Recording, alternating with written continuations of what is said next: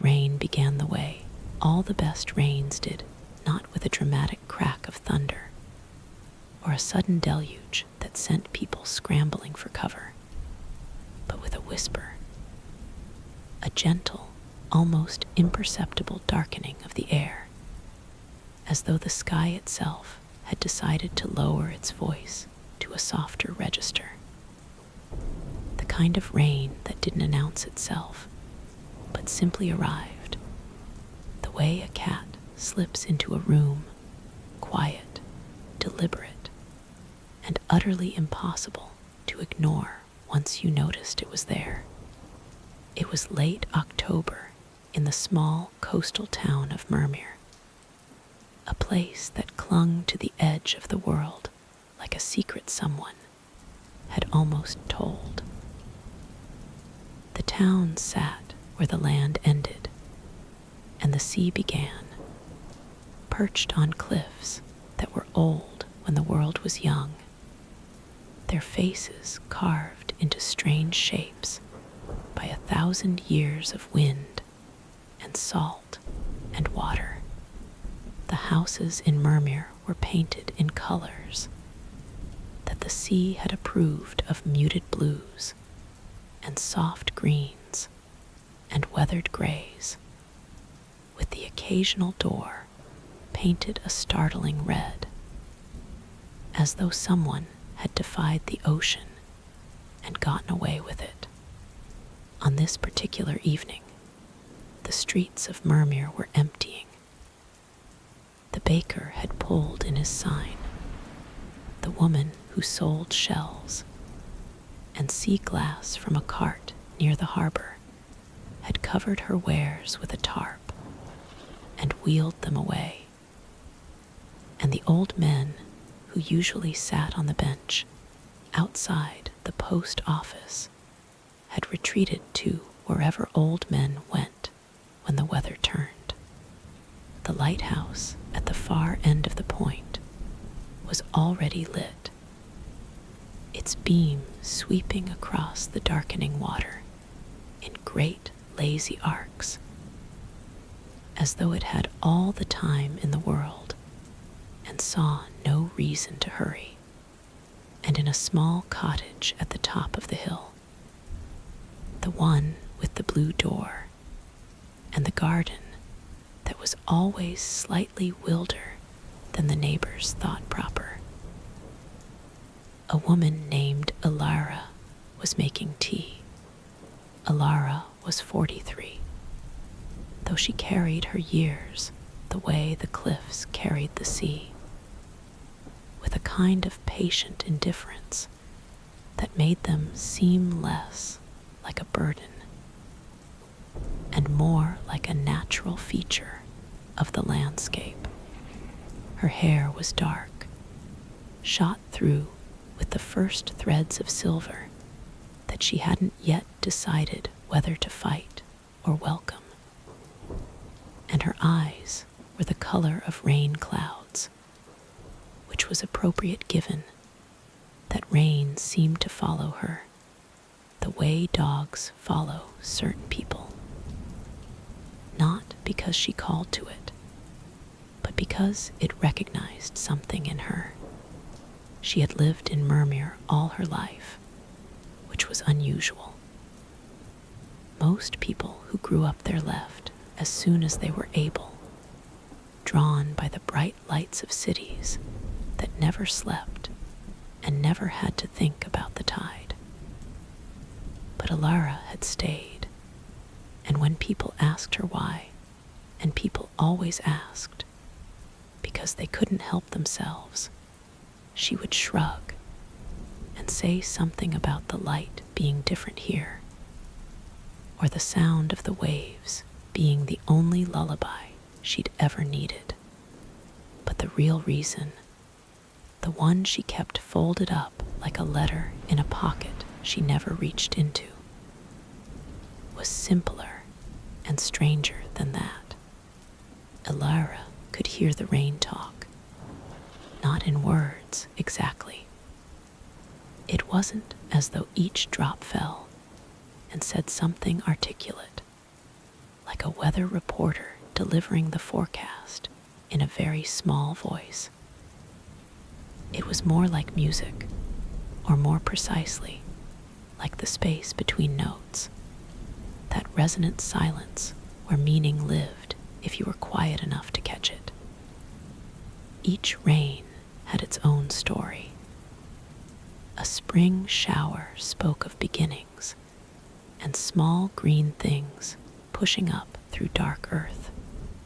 A summer thunderstorm raged about passion and power and the terrible beauty of being alive. An autumn rain, like the one that was just beginning to tap at her window now, spoke of letting go, of the gentle courage it took to release something beautiful because it was time. And tonight's rain was saying something she hadn't heard in a very long time. Alara set the kettle down and went to the window. The glass was beginning to bead with water, each drop catching the last light of the evening and holding it for a moment before releasing it down the pane in a slow, deliberate trail. Beyond the window, the garden was transforming. The faded roses bowed their heads as though in prayer. The herbs released their oils into the damp air, and the old oak tree at the bottom of the garden, the one Alara had climbed as a child and read under as a teenager, and cried under when her mother died, seemed to be listening to something underground. The rain was telling her a story.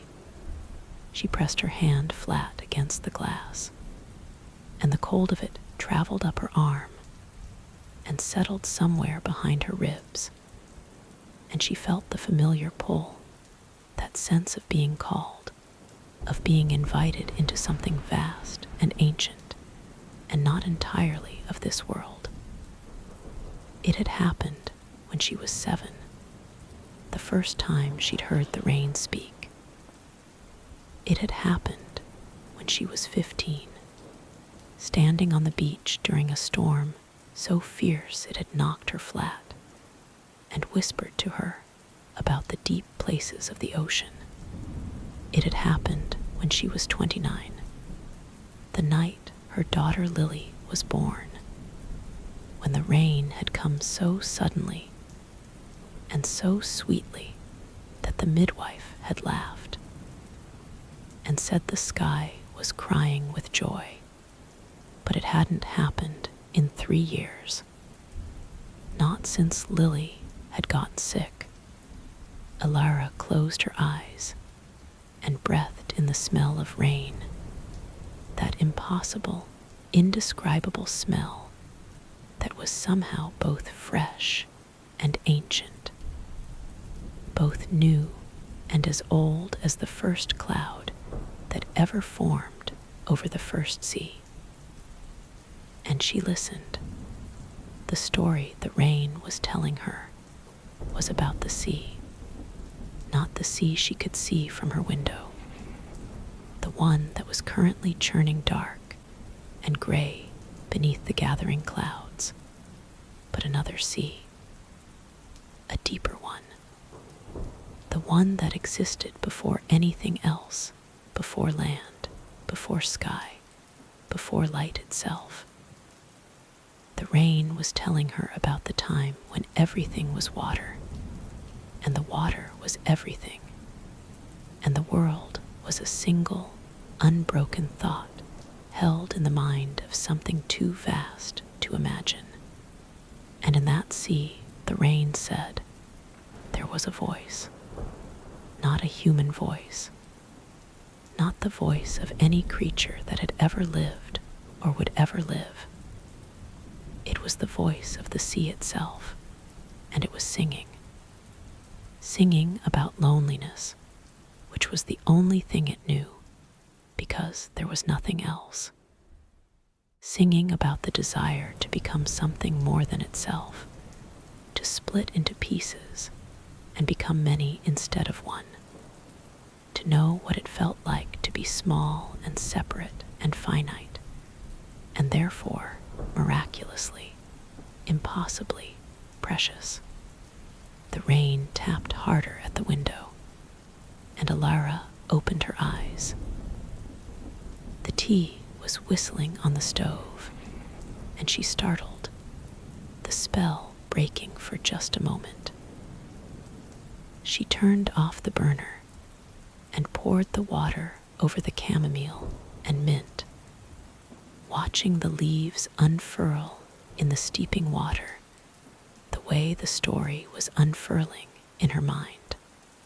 She carried her cup to the reading chair, the big one, the one that had been her grandmother's, the one that was shaped like a hug and smelled like old books and comfort. And she sat down and she listened again. The rain was still talking. It had moved on from the primordial sea now, was telling her about the first stars. This was the part of the story that Alara loved best, the part she remembered from her childhood, from the nights when the rain would keep her awake and her grandmother. The same woman who had eventually bequeathed her the chair and the cottage and the strange, unspoken inheritance of being able to hear what most people couldn't, would sit on the edge of her bed and tell her about the stars. The first stars didn't start as stars, her grandmother had said, her voice low and rhythmic, almost matching the pattern of the rain on the roof. They started as sounds. The sea was singing as it always had, and the sky heard it, and the sky wanted to sing too. But the sky didn't know how. It was too empty, too vast, too full of nothing to make anything. So it asked the sea to teach it. And did it? Little Alara had asked, her eyes wide in the dark. It tried. The sea gave the sky some of its water. That was the rain, you see, the first rain, the one that fell before there was any ground for it to fall on. And the sky took that water and held it and shaped it and tried to make music with it. But water in the sky doesn't behave the way water in the sea does. It freezes. It crystallizes. It becomes something harder and brighter and more stubborn than the sea ever intended. Stars, Alara had whispered. Stars, her grandmother had confirmed. The first stars were the sky's first attempt at singing. They weren't very good at it, not at first. They were too bright, too hot, too eager. They burned themselves out in great fits and starts, like children who have been given a drum and don't know anything about rhythm. But they kept trying.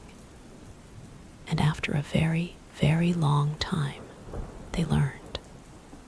They learned to burn slowly, to hold their light steady, to shine without consuming themselves. They became the sky's version of the sea's song, different, but beautiful in a different way, sitting in her grandmother's chair, 43 years old, and listening to the rain tell her the same story it had been telling since the beginning of time.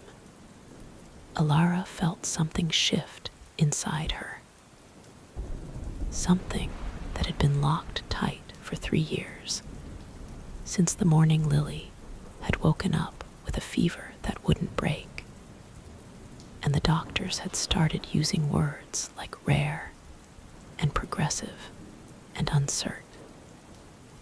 And Alara had done what any sensible person would do. She had stopped listening to the rain. It hadn't been a conscious decision. She hadn't stood in the garden and declared to the sky that she was done with its stories. It had been more like going deaf to a frequency. The sound was still there, but her mind had become incapable of processing it. She had filled her days with hospital visits and research, and the 1,000 small tasks of keeping a sick child alive and comfortable. And she had filled her nights with a sleep so shallow it was barely more than a resting of the eyes. And somewhere in all that filling, the space where the rain's voice lived had been crowded out. Until now, the rain was talking about the space between the sea and the stars, the air, the wind, the invisible architecture that held everything apart so that it could exist as separate things. And it was saying something that made Alara's breath catch in her throat. It was saying that the space between things was not empty. This was not new information, not exactly. She had known this in the way that you know things you've never been told but have always felt. The way you know that the space between two people who love each other is charged with something invisible but unmistakable. Or the way you know that a room feels different after someone has left it, even though nothing has physically changed. The space between things was full of potential, full of connection, full of the invisible threads that wove the world together. But the rain was telling her something more specific than that. It was telling her that the space between the sea and the stars was where stories lived. Not human stories, not exactly, though human stories were a part of it. The stories the rain was talking about were bigger, older, more fundamental. They were the stories that existed before anyone existed to tell them. The story of water becoming cloud, becoming rain, becoming river, becoming sea again. The story of light leaving a star and traveling for 1,000,000 years to land on a child's face as she looked up at the night sky. The story of a seed sleeping beneath the ground all winter and waking in the spring because the rain told it a joke so funny it couldn't help but push through the dirt and laugh into the sunlight. These were the stories that the rain carried. This was its purpose, its function, its reason for being. The rain didn't fall to water the earth. That was a side effect, a bonus, a happy accident.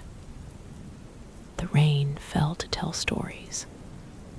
Every drop was a word, every storm a sentence, every season a chapter in a book so long that no one would ever finish reading it, not even if they lived forever.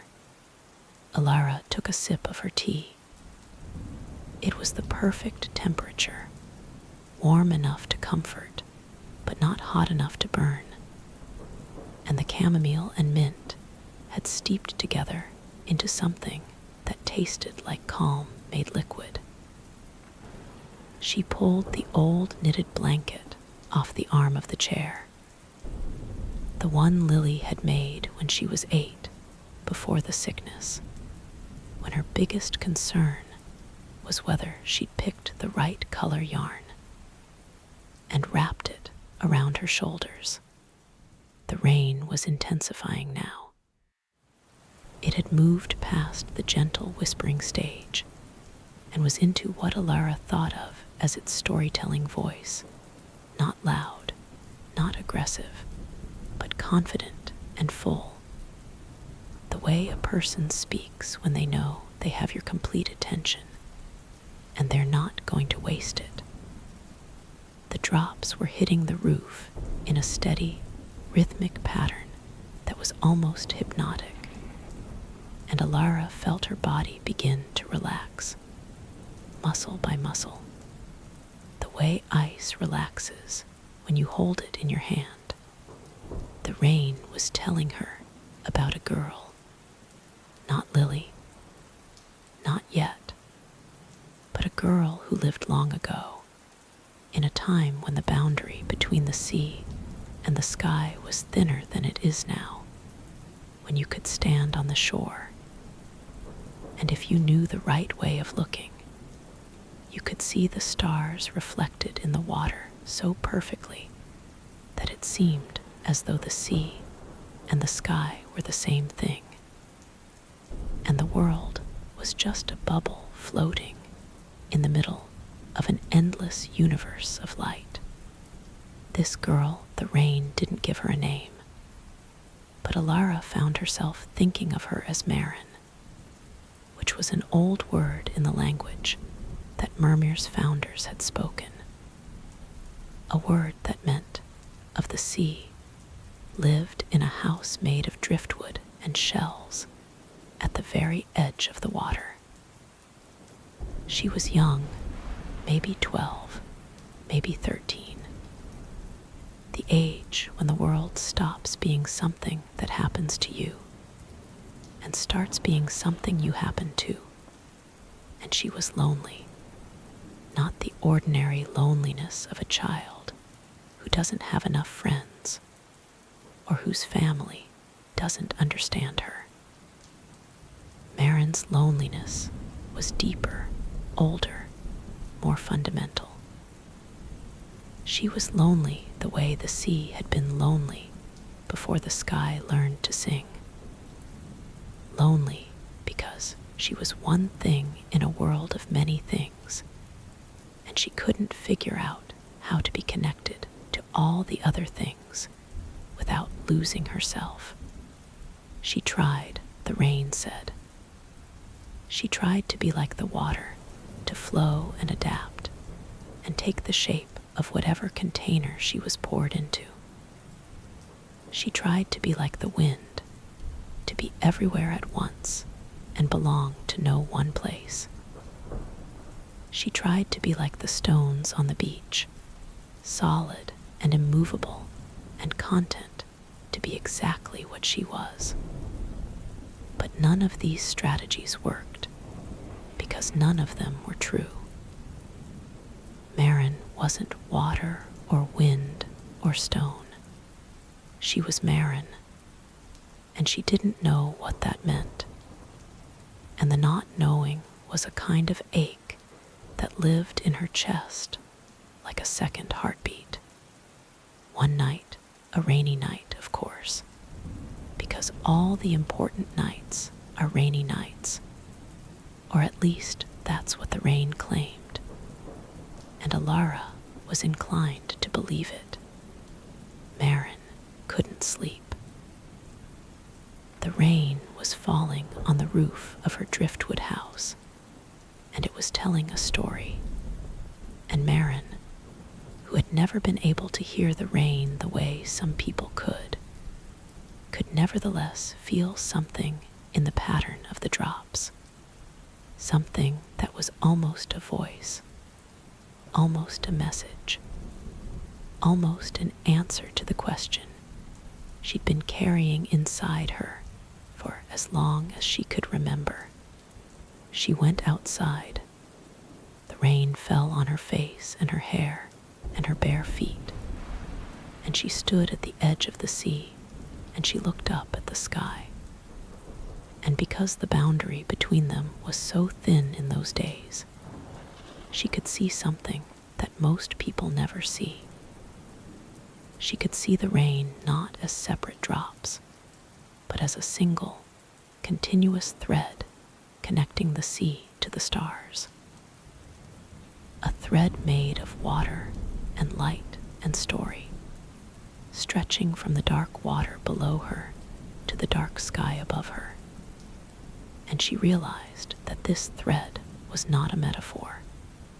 It was real.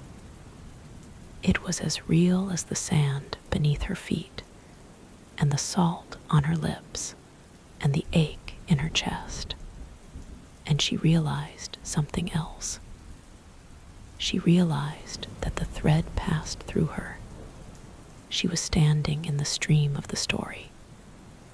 The rain was flowing through her, literally, physically, spiritually flowing through her on its way from the sea to the stars. And as it passed through her, it left something behind. Not a physical thing, a feeling, a knowing. The knowing that she was not separate from the sea or the stars or the rain or any of it. She was part of the thread. She was a word in a sentence that stretched from the beginning of time to the end of it. And without her word, the sentence would be incomplete, and the story would make less sense, and the universe would be diminished in a way that was small but real and irreplaceable. Marin stood in the rain, and she understood, for the first time, what she was. Not water or wind or stone, but something that contained all three. Something that could flow and move and stand still. Something that could be many things at once, without being any less itself. Something human, something precious.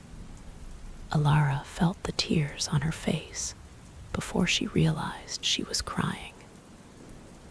They mingled with the dampness of the air, and the steam from her tea, and the general wetness that a good rain brings to everything it touches. And for a moment she couldn't tell where she ended and the rain began. The boundary was thin. It was always thin if you knew the right way of looking. The rain shifted again, and its voice changed, became softer, more intimate, as though it were leaning close to whisper something it didn't want even the walls to hear. It was telling her about the stars now, not the first stars, but the current ones, the ones that hung in the sky above Myrmir on clear nights, the ones that Lily used to point to from her bedroom window, and name with the confident authority of a child who has not yet learned that most things in life are uncertain. Lily had always loved the stars. This was perhaps the most surprising thing about her, because in every other way she was a creature of the sea. She loved the beach and the tide pools and the feeling of salt on her skin, and she could identify every species of seabird that flew over Myrmir by the time she was 6. But at night, it was always the stars. She would sit at her window with a book of constellations open on her lap, and she would map the sky, connecting dots with an invisible finger, building stories out of light. The stars are just the sea turned upside down, she had told Alara once, when she was 9 and certain of everything. That's why they sparkle. It's the same water, just seen from the other side. Alara had smiled at the time, had thought it was a charming child's misunderstanding of astronomy. But now, listening to the rain tell its ancient story. She wondered if Lily hadn't been closer to the truth than anyone had realized. If the connection between the sea and the stars wasn't a metaphor but a fact, a thread, a continuous stream, a story that flowed in both directions at once, from the deep to the high and back again, carrying meaning the way a river carries silt. The rain was telling her about a particular star now, a small one, not particularly bright, one of the thousands that were visible from Myrmir on a clear night, but that no one ever pointed to because there were brighter, more impressive ones nearby. This star had a story, the rain said. All stars had stories, but this one story was special because it was still being told. Most star stories were finished.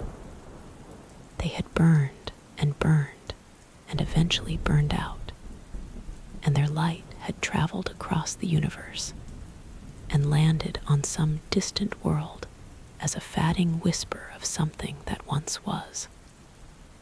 But this star was different. This star was still in the middle of its story, still choosing, still becoming. And the choice it was making, the rain said, was whether to keep burning or to let itself go out. This was not a simple choice. Burning was what stars did. It was their purpose, their function, their reason for being. To stop burning would be to stop being a star. And what would a star be if it wasn't a star? The question was absurd, like asking what the sea would be if it stopped being wet, or what a story would be if it stopped being told. But the star was tired. It had been burning for a very long time. Not long by star standards, but long enough to have seen things that made burning seem less important than it once had. It had watched planets form, and mountains rise, and oceans fill, and creatures crawl out of the water, and learn to walk, and learn to talk, and learn to look up at the sky, and wonder about the lights they saw there.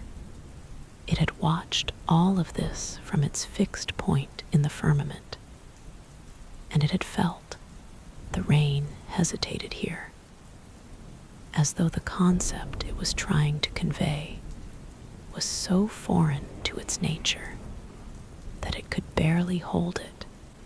It had felt moved. Stars are not supposed to feel moved. Stars are supposed to burn. That is the arrangement, the contract, the ancient agreement between matter and energy that keeps the universe ticking. But this star had been moved, had been shaken to its very core, its nuclear, fusion-driven, impossibly hot core, by the sight of a small creature standing on a small planet looking up at the sky with wonder in its eyes. The creature had been a girl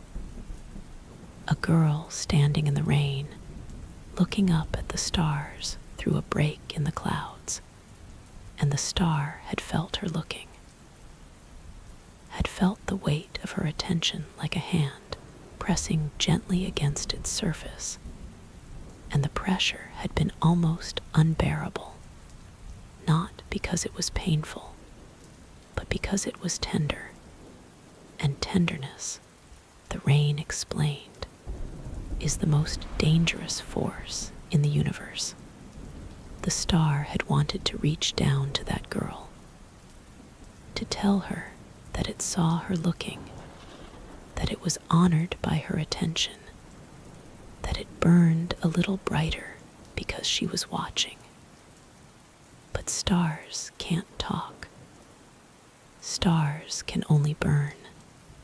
And so the star had done the only thing it could do. It had burned, and its light had traveled through space and time, and atmosphere, and cloud and rain, and it had landed on the girl's face as a single, fleeting spark of light that might have been a star, or might have been a raindrop catching the light of a street lamp, or might have been nothing at all, a trick of tired eyes and a wishful mind. But the girl had seen it. She had gasped and pointed and said, "Mama, did you see that?" The star winked at me, and the star, millions of miles away, had felt something it had never felt before. It had felt heard. Alara set her tea down on the side table. Her hands were trembling, and it wasn't from the cold. The rain was still falling, still talking, still unspooling its story in that long, slow, inexorable way that rain has when it knows it has nowhere to be, and all the time in the world to get there. But Alara was having trouble holding the whole story in her head at once. It was too big, too old, too woven through with meanings that existed in the spaces between words, rather than in the words themselves. She got up from the chair and went to the window again. The rain was coming down steadily now, a proper rain, the kind that turns the world into a watercolor painting, all soft edges and bleeding colors. She could barely see the garden, and the sea beyond it was invisible, swallowed whole by the rain and the dark. But she could hear it, the sea, not the rain, the sound of waves breaking on the shore below the cliffs, a sound so constant that the people of Mermere had stopped hearing it years ago. The way you stop hearing your own heartbeat. But Alara heard it now. Heard it the way you hear a voice calling your name in a crowd, not with your ears, but with something deeper, something that doesn't have a name because it doesn't need one. And she heard the way the sound of the sea and the sound of the rain were weaving together, two threads of the same story, the sea's deep bass hum and the rain's higher, more melodic patter combining into something that was greater than either alone. The rain was telling her about listening. This was a subject the rain knew well, perhaps better than any other. After all, what did rain do but listen? It fell from the sky and landed on the ground, and it listened. To the earth it touched, to the leaves it kissed, to the roofs it drummed on, to the faces it washed. Every drop was an ear, and every surface it touched was a mouth, and the rain was the conversation between them. But listening, the rain said, was not the same as hearing. Hearing was passive. Hearing was what happened when sound waves entered your ear canal and vibrated against your eardrum, and your brain processed the vibrations into something recognizable. Anyone could hear. Even a stone could hear, in its way. It heard the wind, the rain, the footsteps of the creatures that walked over it, and it held all those sounds inside itself in the form of patterns and grooves and weathered surfaces. Listening was different. Listening was an act of will. It required you to do something that was profoundly unnatural for human beings, which was to be still and quiet and empty enough that something other than yourself could enter. It required you to stop filling the space with your own noise, your own thoughts, your own fears, your own stories, and let the world's stories come in instead. This was why rain made people sleepy, the rain explained. Not because of the white noise effect, not because of the drop in barometric pressure, not because of any of the scientific reasons that well-meaning people offered when they wanted to sound knowledgeable about why a rainy afternoon made you want to curl up and close your eyes.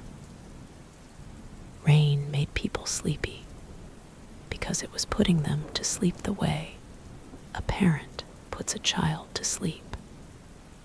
Gently, patiently, with a story that was designed to do exactly that. The rain story was a lullaby. The oldest lullaby in the world. The one that the sea had sung to the sky before there were any people to hear it.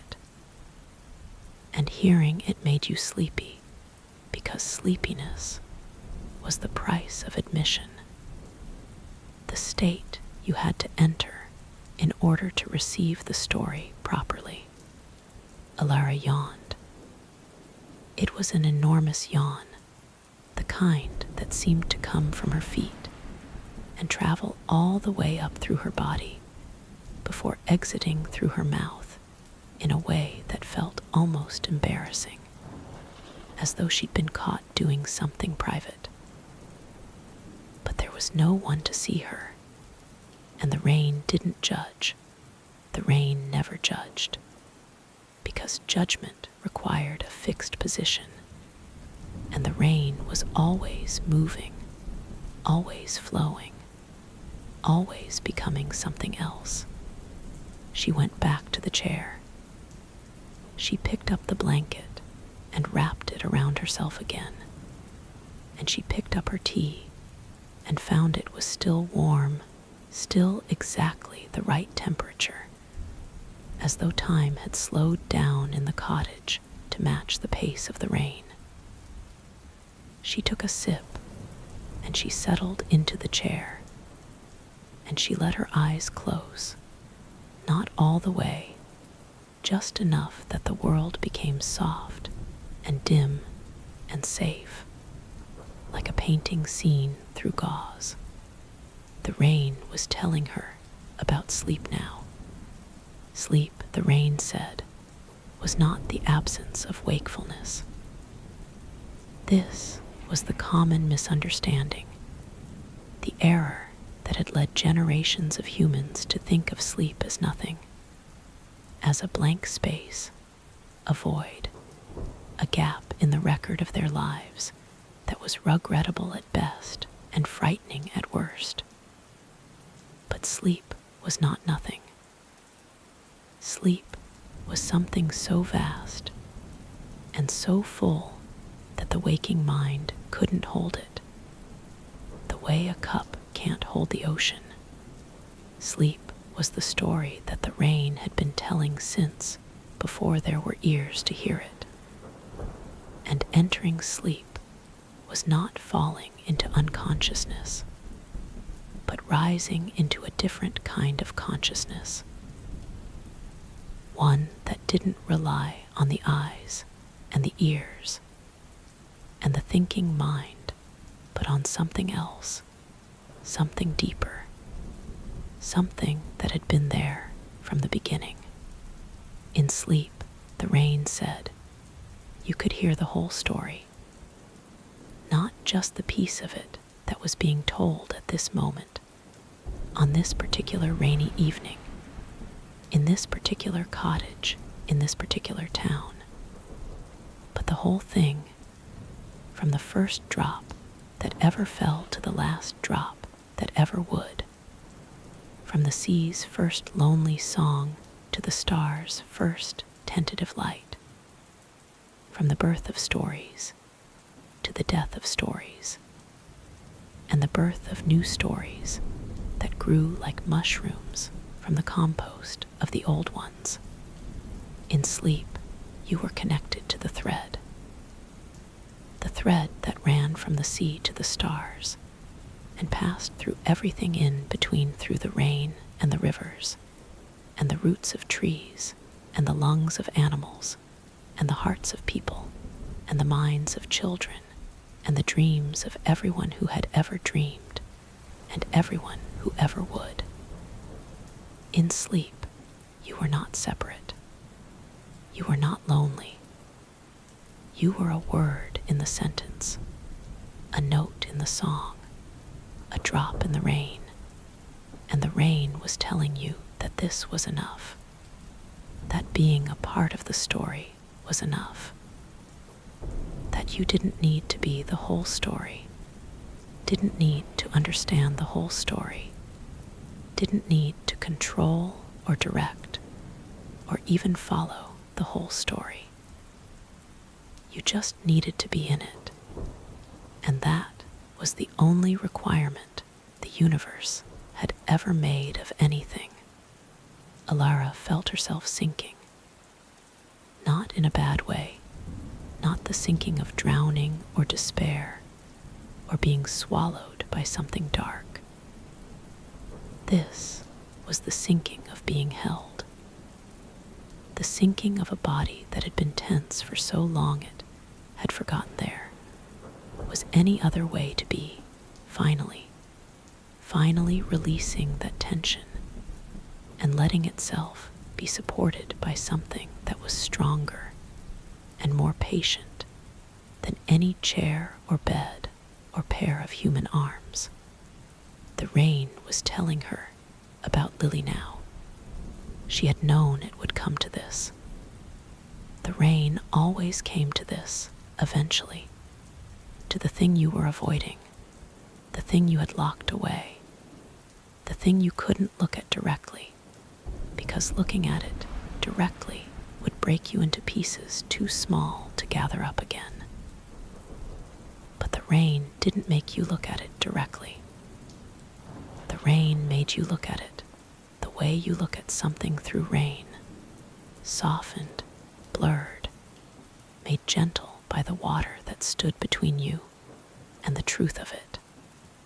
Lily was 11 now. She had been sick for 3 years, and in that time she had gone from a child who ran and jumped and climbed and shouted to a child who spent most of her days in a bed that had been moved to the living room so she could see the garden and the sea beyond it. She couldn't go to school anymore. The teachers came to her. Or rather, one teacher came, a patient woman named Miss Calloway, who brought books and lessons, and a gentle determination that Lily would not fall behind her peers, even if she couldn't sit in a classroom with them. The disease, Alara still couldn't say its name, not even in her own mind. Not even after 3 years of hearing doctors say it with the casual ease of people who said words for a living, was eating her. Slowly, carefully, the way the sea eats a cliff. Not with violence, but with persistence, with the patient certainty of something that knows it has all the time in the world, and that eventually, inevitably, the thing it was wearing away would give way.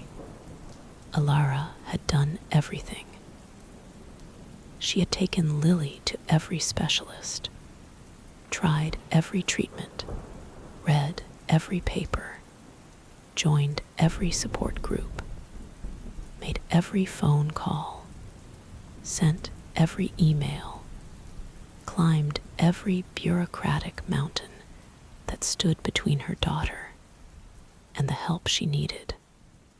She had been fierce and relentless and unstoppable, and she had been praised for it by the doctors, who called her an advocate, by her friends, who called her strong, by Lily's father, who had left after the first year because he couldn't bear it, and who called occasionally from wherever he was to tell her she was doing a great job.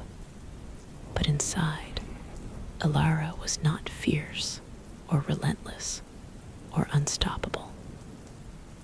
Inside, Alara was terrified. Inside, Alara was the primordial sea, alone and singing a song that no one could hear. And the song was about losing the only thing that had ever made the loneliness bearable. The rain was telling her that she needed to sleep, not the shallow, anxious, eyes closed but mind-racing sleep that she'd been surviving on for 3 years.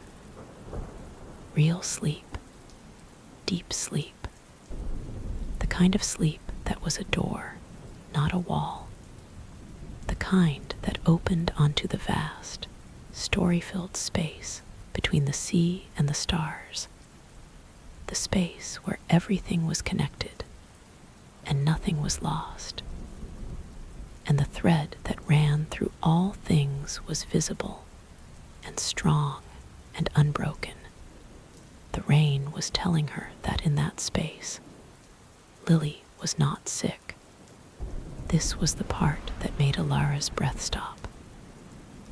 Not because she believed it, not yet, not entirely, but because she wanted to believe it so badly that the wanting was a physical sensation, a hunger, a hole in the middle of her that ached the way her chest had ached the night Lily was born, when the love had come in so fast and so hard that her body literally couldn't contain it, and she had shaken with the effort of holding it all in.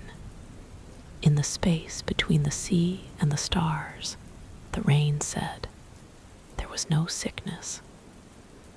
There was no time, no decay, no entropy. There was only the thread, and the thread was made of stories, and stories don't get sick. Stories don't age. Stories don't end. They just transform, turning into other stories, which turn into other stories, which turn into other stories, in a chain that stretches backward to the beginning and forward to the end, and has no weak links, because every link is a story, and stories are, by their very nature, unbreakable. Lily was a story. She was Alara's story, and the sea's story, and the star's story, and the rain's story. She was the girl who looked at the stars and saw the sea turned upside down.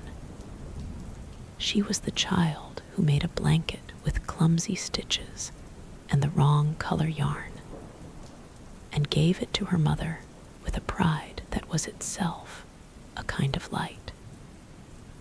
She was the voice that said, "Mama, did you see that? The star winked at me." And she was the star that winked, and she was the space between them, and she was the story that connected them. And none of this could be taken away by a disease, because diseases happen to bodies and stories, happen to something that doesn't have a name. Alara was crying properly now, not the quiet, manageable tears of earlier, but the deep, shuddering, body-racking sobs that come from a place so far inside you that you didn't know it existed until something reached in and touched it. She cried for 3 years of fear, She cried for the mornings she'd woken up with her hand on Lily's chest to make sure it was still rising and falling. She cried for the conversations she'd had with doctors in which she'd been calm and reasonable and had asked all the right questions while inside she was screaming. She cried for the father who had left, not because she missed him, but because she understood why he'd gone, and the understanding made her sad in a way that anger never could. And the rain cried with her. Not metaphorically. The rain outside actually intensified, as though the sky itself was feeling what she was feeling and was responding the only way it knew how. The drops on the roof became a roar, a wave of sound that was almost too much to bear. And then, just as Alara thought she might be overwhelmed by it, the rain softened again, gentled itself, became a whisper, a hum, a lullaby. The rain was putting her to sleep. She could feel it happening, and for once she didn't fight it. For 3 years, she had fought sleep the way she'd fought everything else, with determination and willpower, and the stubborn refusal to let go of control, because letting go of control felt like letting go of Lily, and letting go of Lily was unthinkable. But the rain was showing her that letting go was not the same as letting go.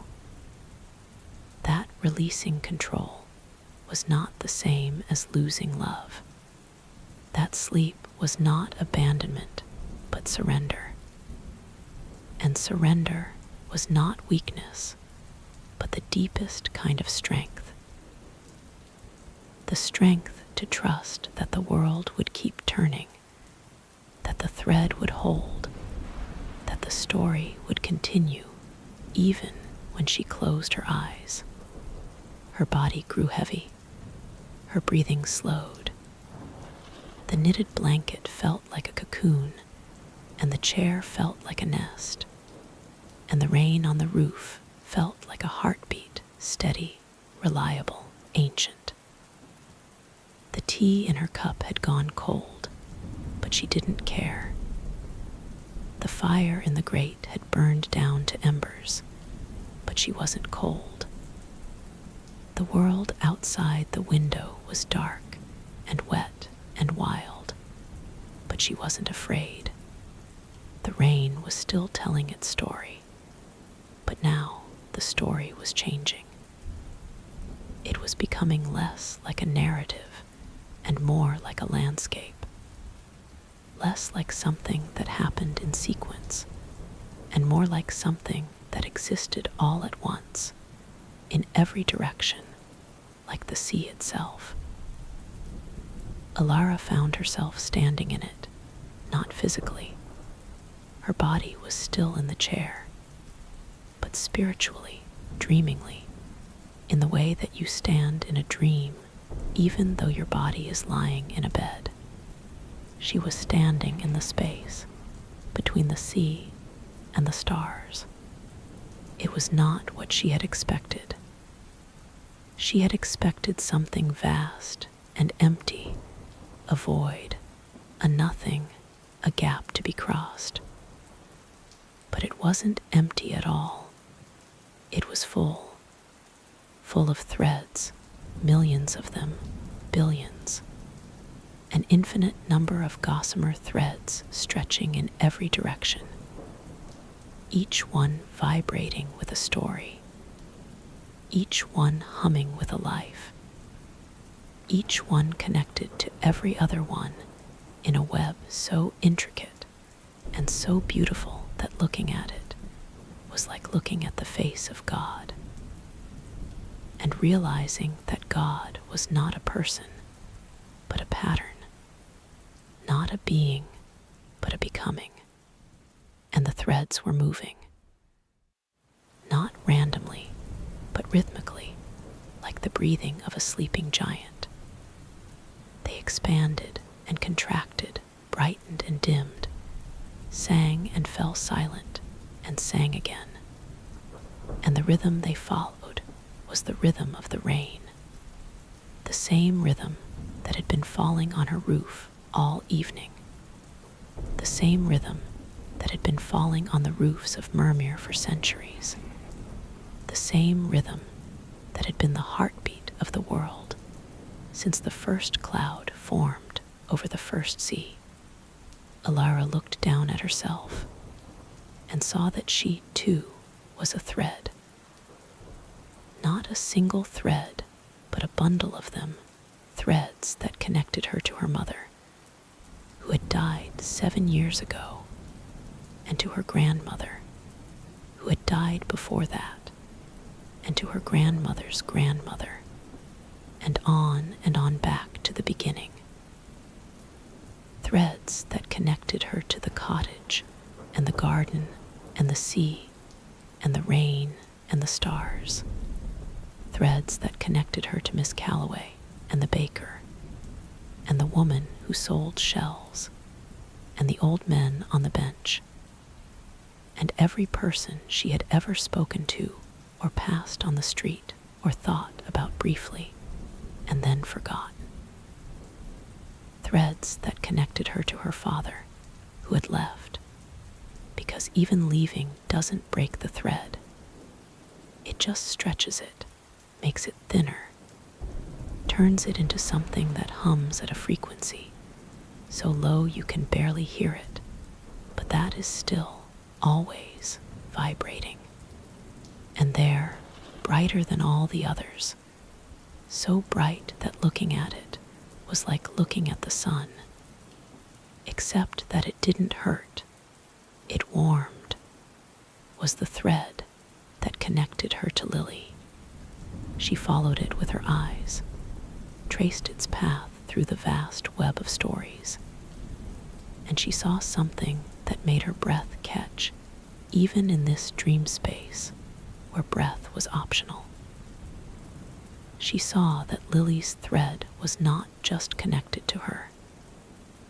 It was connected to everything, to the sea and the stars and the rain and the earth and every creature that had ever lived and every story that had ever been told. It was one of the brightest threads in the entire web, and it shone with a light that was not the light of health or sickness or any physical quality at all, but the light of being deeply, irreplaceably, spectacularly part of the story. Lily was not dying, the thread said. Lily was being woven more tightly into the fabric of everything. The sickness was not a severing, but a gathering, a pulling in, a concentration, a making more intense of the connections that already existed. Every moment of pain was a moment of connection. Every sleepless night was a night spent closer to the space between the sea and the stars. Every tear was a drop of the same rain that had been falling since the beginning of time, carrying the same story, singing the same song. This did not mean that Lily would get better. The rain did not lie, and it did not offer false comfort. The thread might hold for a long time, or it might release soon, and there was no way to know which, because stories didn't work that way. They didn't have plots that could be predicted or outcomes that could be guaranteed. But the thread could not be broken. That was the thing the rain wanted her to understand. The thing that had been hidden in every drop, that had ever fallen on her face and her roof and her garden. The thread could not be broken because it was not made of anything that could break. It was made of story, and story was the strongest thing in the universe, stronger than matter, stronger than energy, stronger than the forces that held stars together and pulled galaxies apart. Alara felt something release inside her. Not the fear was still there, would probably always be there, because she was human, and humans fear lost the way the sea fears the sky, which is to say constantly and without reservation. But around the fear, or perhaps underneath it, or perhaps running through it the way a thread runs through a tapestry, there was something else now. Something that felt like the first breath after a long time underwater. Something that felt like the moment when the rain stops and the sky clears, and you remember that the sun was there all along. You just couldn't see it. Trust. Not trust that everything would be fine, because everything might not be fine, and pretending otherwise was an insult to the real and terrible weight of what was happening. But trust that everything was part of the story. Trust that the thread held. Trust that Lily was connected to the sea and the stars and the rain and every drop of water that had ever fallen from the sky, or risen from the sea, or flowed through a river, or been drunk by a thirsty child, or wept from a grieving mother's eyes. Trust that being part of the story was enough. Alara opened her eyes. The cottage was dark. The fire was out. The rain had stopped, not gradually, as rain usually does, but all at once, as though someone had turned off a tap. The silence that followed was enormous, the kind of silence that only comes after a great noise, and it pressed against her ears like warm hands. She looked at the window. The glass was clear, no drops, no trails, no water at all, as though the rain had never happened. But it had happened.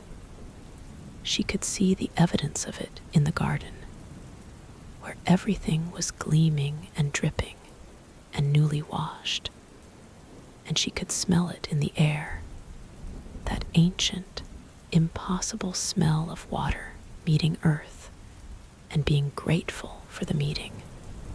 She looked at the clock. It was 3 a.m.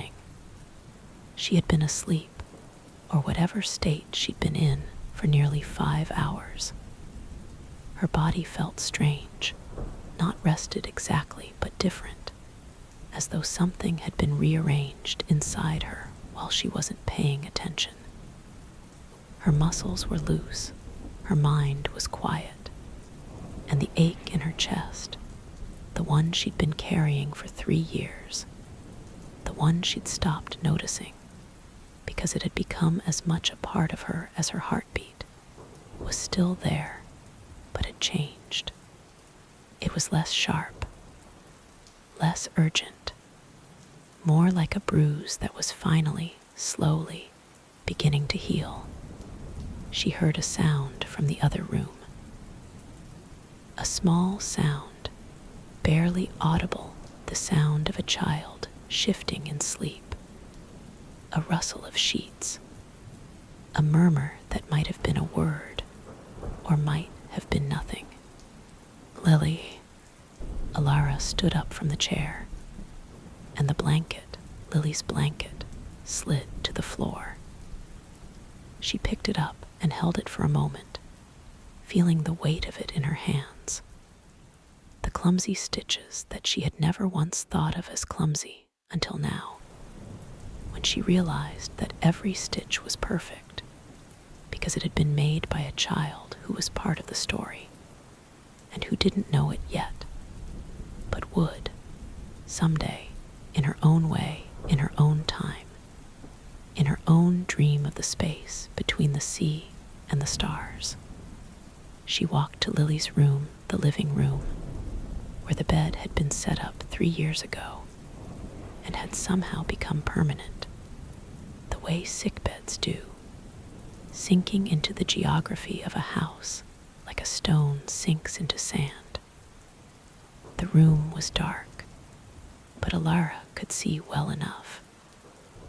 There was a small lamp on the side table. She always left it on, a dim orange glow that was just enough to see Lily's face by. And in that glow, Lily was sleeping. She looked so small. She had always been small for her age, a late bloomer, the doctor said, though the disease had complicated that assessment in ways no one wanted to talk about. But in sleep, with her hair spread across the pillow, and her face relaxed into the profound peace that only children can achieve in sleep, she looked not just small, but ancient. As though the face that was 11 years old was also, somehow, 11,000 years old, or 11 million, or as old as the first story ever told. Alara sat on the edge of the bed. She reached out and brushed a strand of hair from Lily's forehead, and the skin under her fingers was warm and alive, and real, undeniably, incontrovertibly real.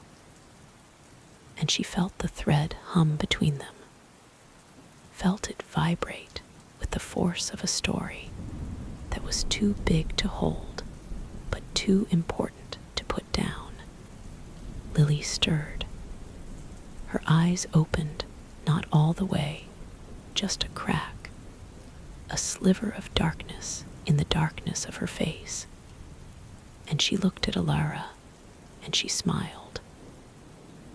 Not a big smile, not the blazing grin that had been her trademark before the sickness, but a small one, a private one. A smile that said, "I know you're there and I'm glad," without using any words at all. "Mama," she whispered. Her voice was thin, barely a voice at all, more like the memory of a voice carried on a warm breath. It stopped raining. "I know," Alara said. "I heard it," Lily said, "before. I heard it telling a story." Alara's heart stopped. Or maybe it didn't stop. Maybe it just paused, the way a story pauses before the most important part, gathering itself for what comes next. "What story?" she asked. Lily closed her eyes again, and for a moment, Alara thought she'd gone back to sleep. But then she spoke, and her voice was even softer than before, so soft that Alara had to lean in until her ear was almost touching Lily's lips. "It was about a girl," Lily said, "a girl who lived by the sea, and she was sad because she thought she was alone. But then she stood in the rain, and she saw that everything was connected, and she wasn't alone. She never had been. She was just a word in a very long sentence, and the sentence was beautiful. Alara could not speak. The thread between them was vibrating so strongly that she could feel it in her bones, in her blood, in the spaces between her thoughts, where the rain had been living all along, waiting for her to remember it was there. "Go back to sleep, sweetheart," she said, and her voice was steady. And the steadiness was not a performance, but a gift. A gift from the rain, from the sea, from the stars, from the vast and ancient story that had been telling itself since before time began. And that was, at this moment, telling itself through her. Lily smiled again, that small private smile, and she closed her eyes, and she slept. And Alara sat beside her and watched her sleep. And outside the window the sky began to clear, and through the parting clouds, one by one, the stars appeared. They were bright tonight, brighter than usual, or maybe Alara was just seeing them differently, seeing them not as distant balls of burning gas, but as what the rain had said they were.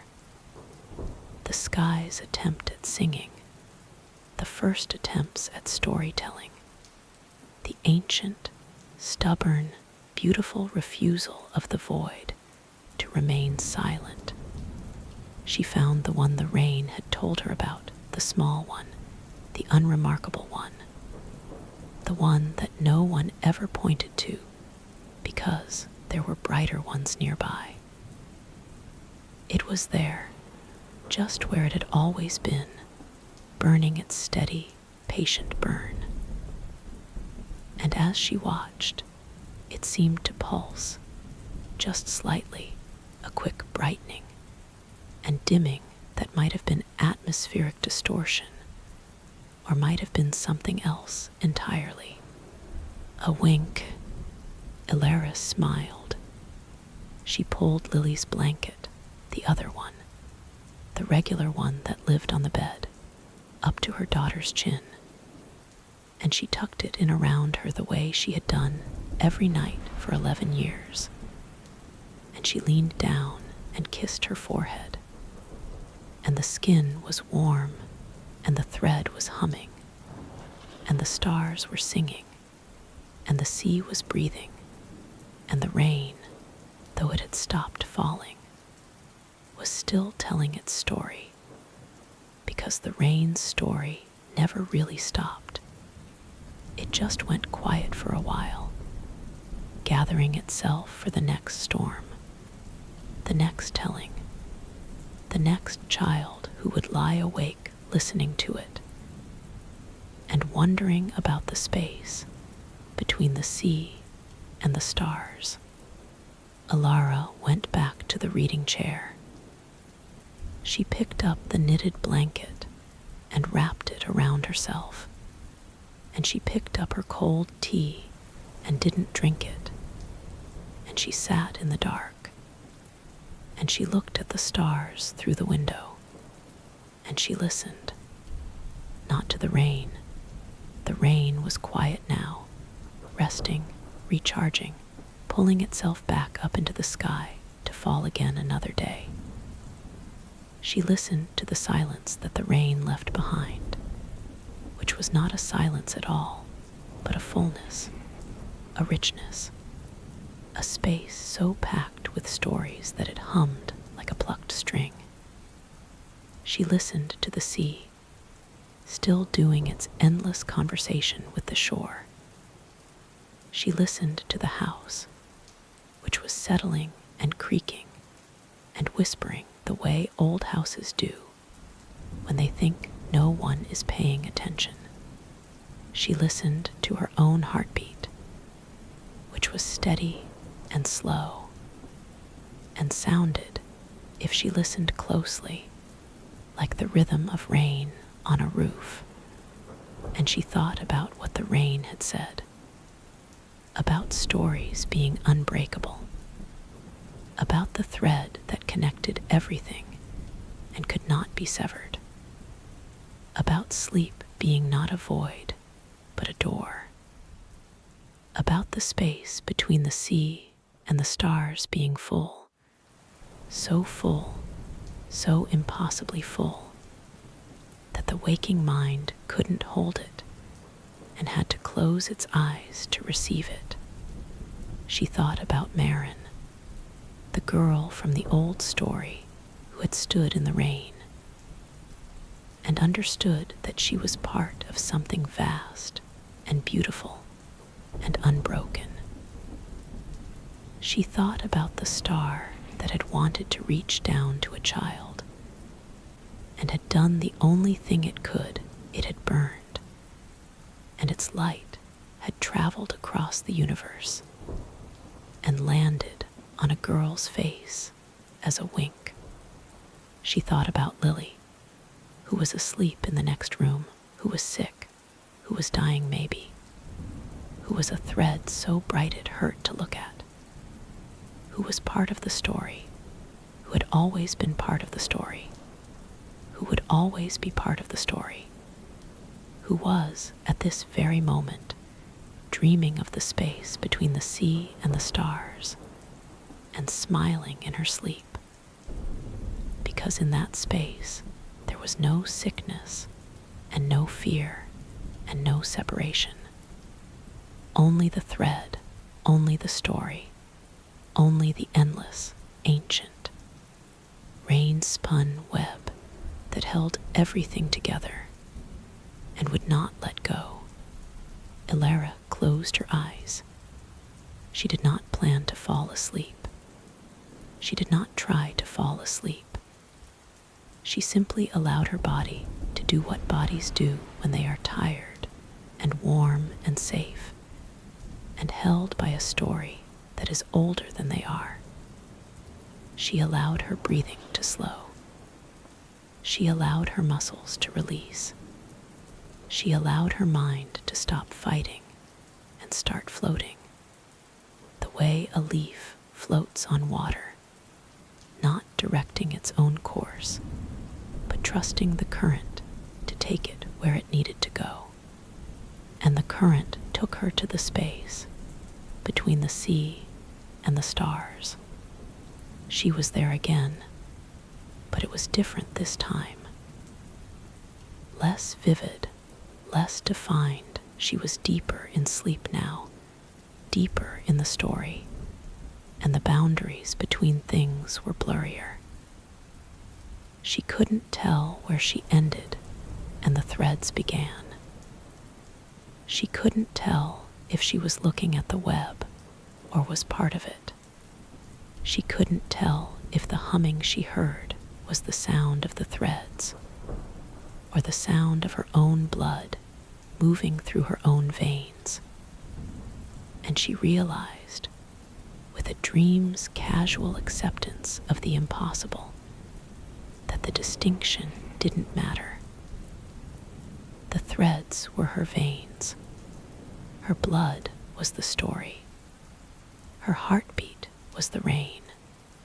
And Lily was there, not as a separate person, not as a body in a bed in the next room, but as a presence, a brightness, a thread that was so close to Elara's own that they seemed to be braided together, intertwined, woven into each other in a pattern that was too complex to follow, but too beautiful to look away from.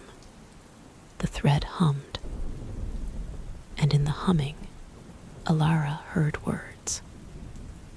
Not English words, not any language's words, but something older, the language that the rain spoke before there were people to translate it, the language that the sea sang before there were ears to hear it, the language that the stars spelled out in their light before there were eyes to read it.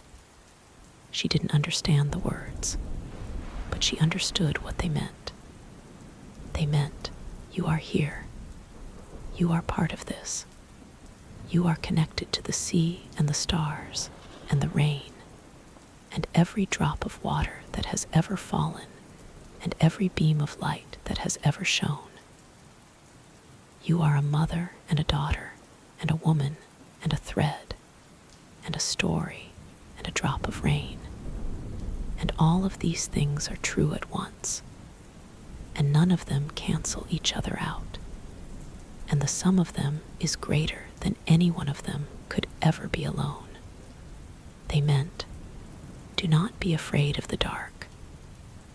The dark is where the stars live. The dark is where the stories are kept. The dark is where the space between things becomes visible, and the threads glow, and the web holds. They meant, sleep now. Sleep and dream and let the rain tell you its story. Sleep and trust that the story will continue when you wake. Sleep and know that somewhere, always, a star is burning, a sea is singing, a rain is falling, and a child is looking up at the sky and seeing the sea turned upside down. And it is all the same thing, and it is all connected, and it is all okay. Ilara slept, and as she slept, the sky continued to clear, and more stars appeared, and the sea continued to breathe, and the garden continued to drink, and the house continued to settle, and the world continued to turn, and the story continued to be told, drop by drop, thread by thread, star by star, in the great, endless, rain-spun narrative that had begun before time and would continue after it, and that contained within it every story that had ever been told, and every story that would ever be told, and every story that was being told right now, in this moment, in this small cottage, in this small town on the edge of the world, where a woman was sleeping in her grandmother's chair with her daughter's blanket around her shoulders, and the stars winking through the window, and the rain that had stopped falling, but would never really stop, whispering its ancient, patient, unconditional lullaby to anyone who was quiet enough to hear it. In the morning, the world was washed clean. Ilara woke to sunlight, real sunlight, not the pale, filtered stuff that usually passed for light in a Murmur autumn, but actual golden, warm, insistent sunlight that streamed through the window and fell on her face like a hand, shaking her gently by the shoulder. She blinked, squinted, sat up. The blanket slid to the floor again. Her tea was still on the table, still cold, still undrunk. The clock said 7:15. She felt she searched for the word and couldn't find it, because the word didn't exist. Or if it did, it existed in the language the rain spoke and hadn't been translated yet. She felt like a window that had been cleaned, like a room that had been emptied and then refilled with better things, like a story that had been told so well that hearing it changed you. She stood up. Her body ached from sleeping in the chair, but it was a good ache, the ache of a body that had been used for its intended purpose, resting, rather than the ache of a body that had been tense all night. She stretched, and something in her back popped, and she laughed, a small, surprised sound, because she couldn't remember the last time she'd laughed in the morning. She went to Lily. Lily was awake. She was propped up on her pillows, and Miss Calloway had apparently already been and gone, because there was a stack of books on the table and a fresh glass of water, and a note that said she did beautifully today. See, and Lily was looking out the window at the bright, clean, rain-washed world, and there was something in her face that made Alara stop in the doorway and hold her breath.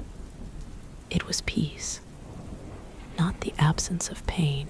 Alara could see, in the set of Lily's mouth and the tension around her eyes, that the pain was still there, still doing its slow, patient work. But around the pain, woven through it, the way gold thread is woven through dark cloth, there was peace. The kind of peace that comes not from everything being fine, but from everything being held. "Good morning, Mama," Lily said, and her voice was thin but steady, and she was looking at Alara with eyes that held the same depth they'd held in the night, that ancient, story-deep quality that made her seem both very young and very old at the same time. "Good morning, sweetheart," Alara said. She went to the bed and sat down and took Lily's hand, and the thread hummed between them, and the sun was warm on their faces, and somewhere far below the cliffs, the sea was singing its old, old song, and somewhere far above the town, the stars were still there, invisible in the daylight, but burning nonetheless, patient and steady and eternal, waiting for the night to come so they could tell their part of the story again. "Mama," Lily said. "Yes. Do you think it will rain again tonight?" Alara looked at the window.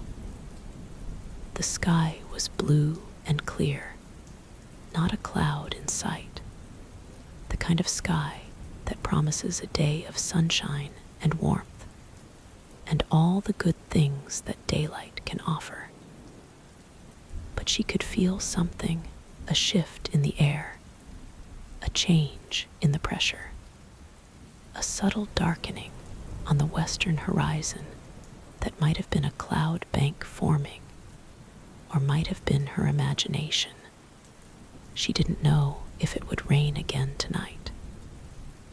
She didn't know if the rain would come back and tell her more of its story, or if last night had been a one-time gift, a single performance of a play that had been running since the dawn of time and might not be staged again in her lifetime. She didn't know if Lily would wake up tomorrow, or the day after, or the day after that. She didn't know if the thread would hold or release, and the not knowing was still terrifying, would always be terrifying, because that was what it meant to love something that you could lose. But she knew, because the rain had told her, and the rain did not lie, that the thread could not be broken.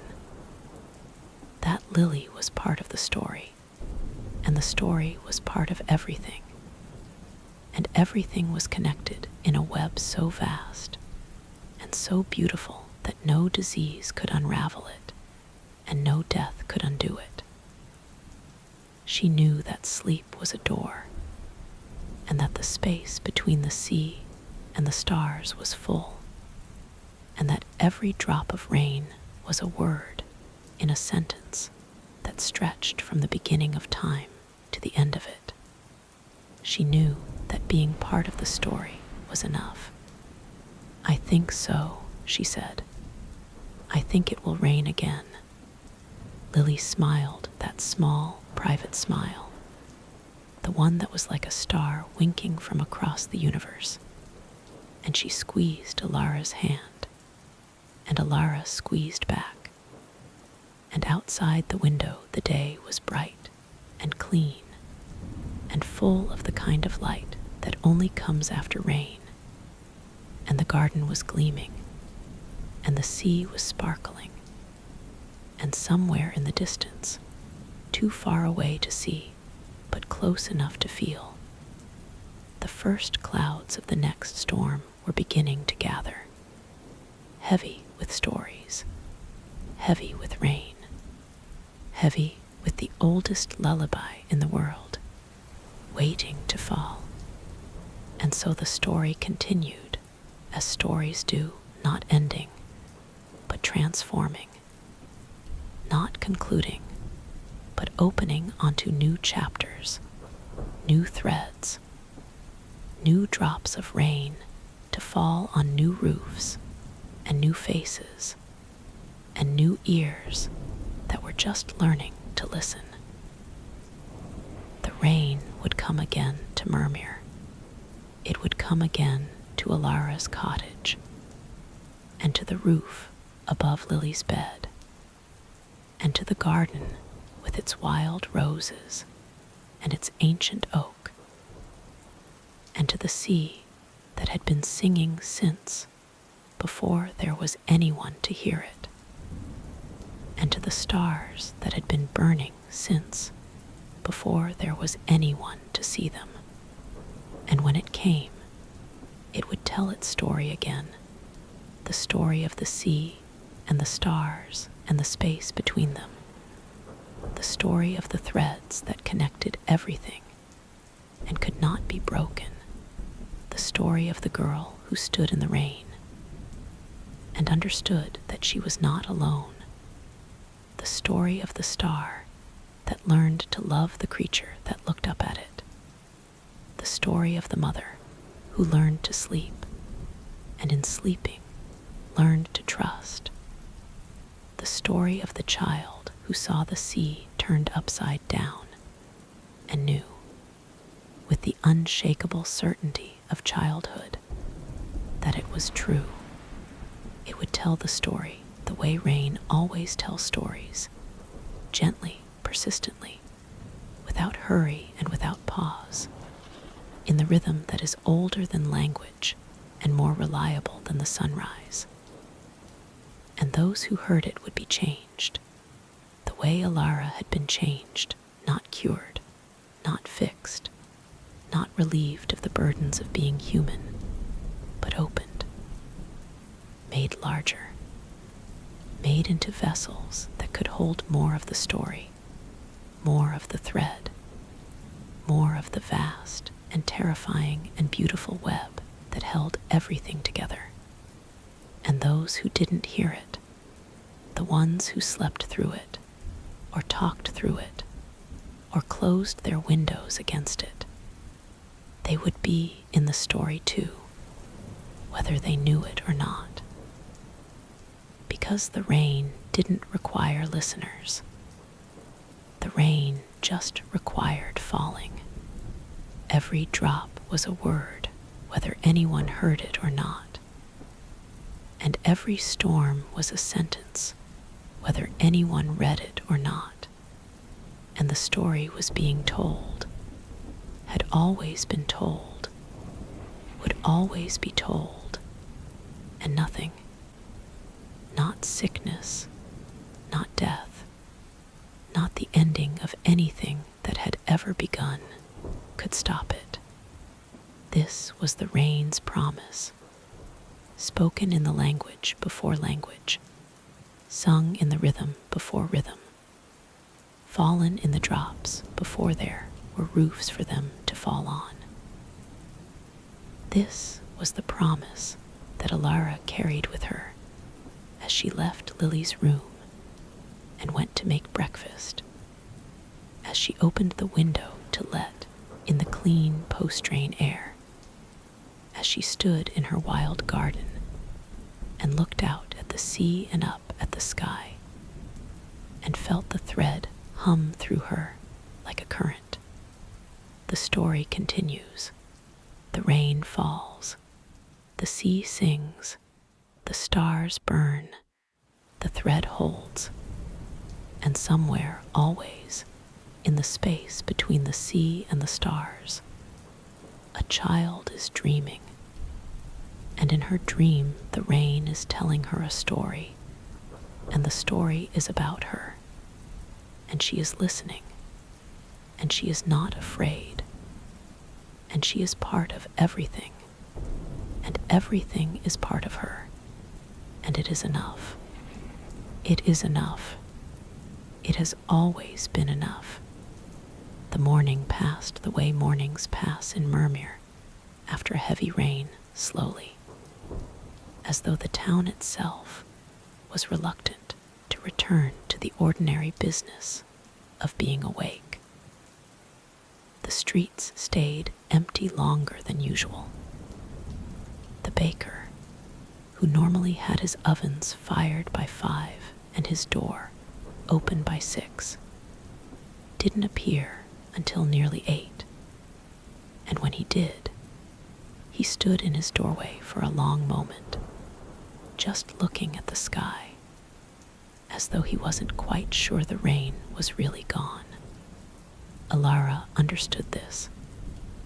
She felt it herself, a kind of post-rain hesitation, a reluctance to step back into the machinery of daily life after spending the night in the space between the sea and the stars.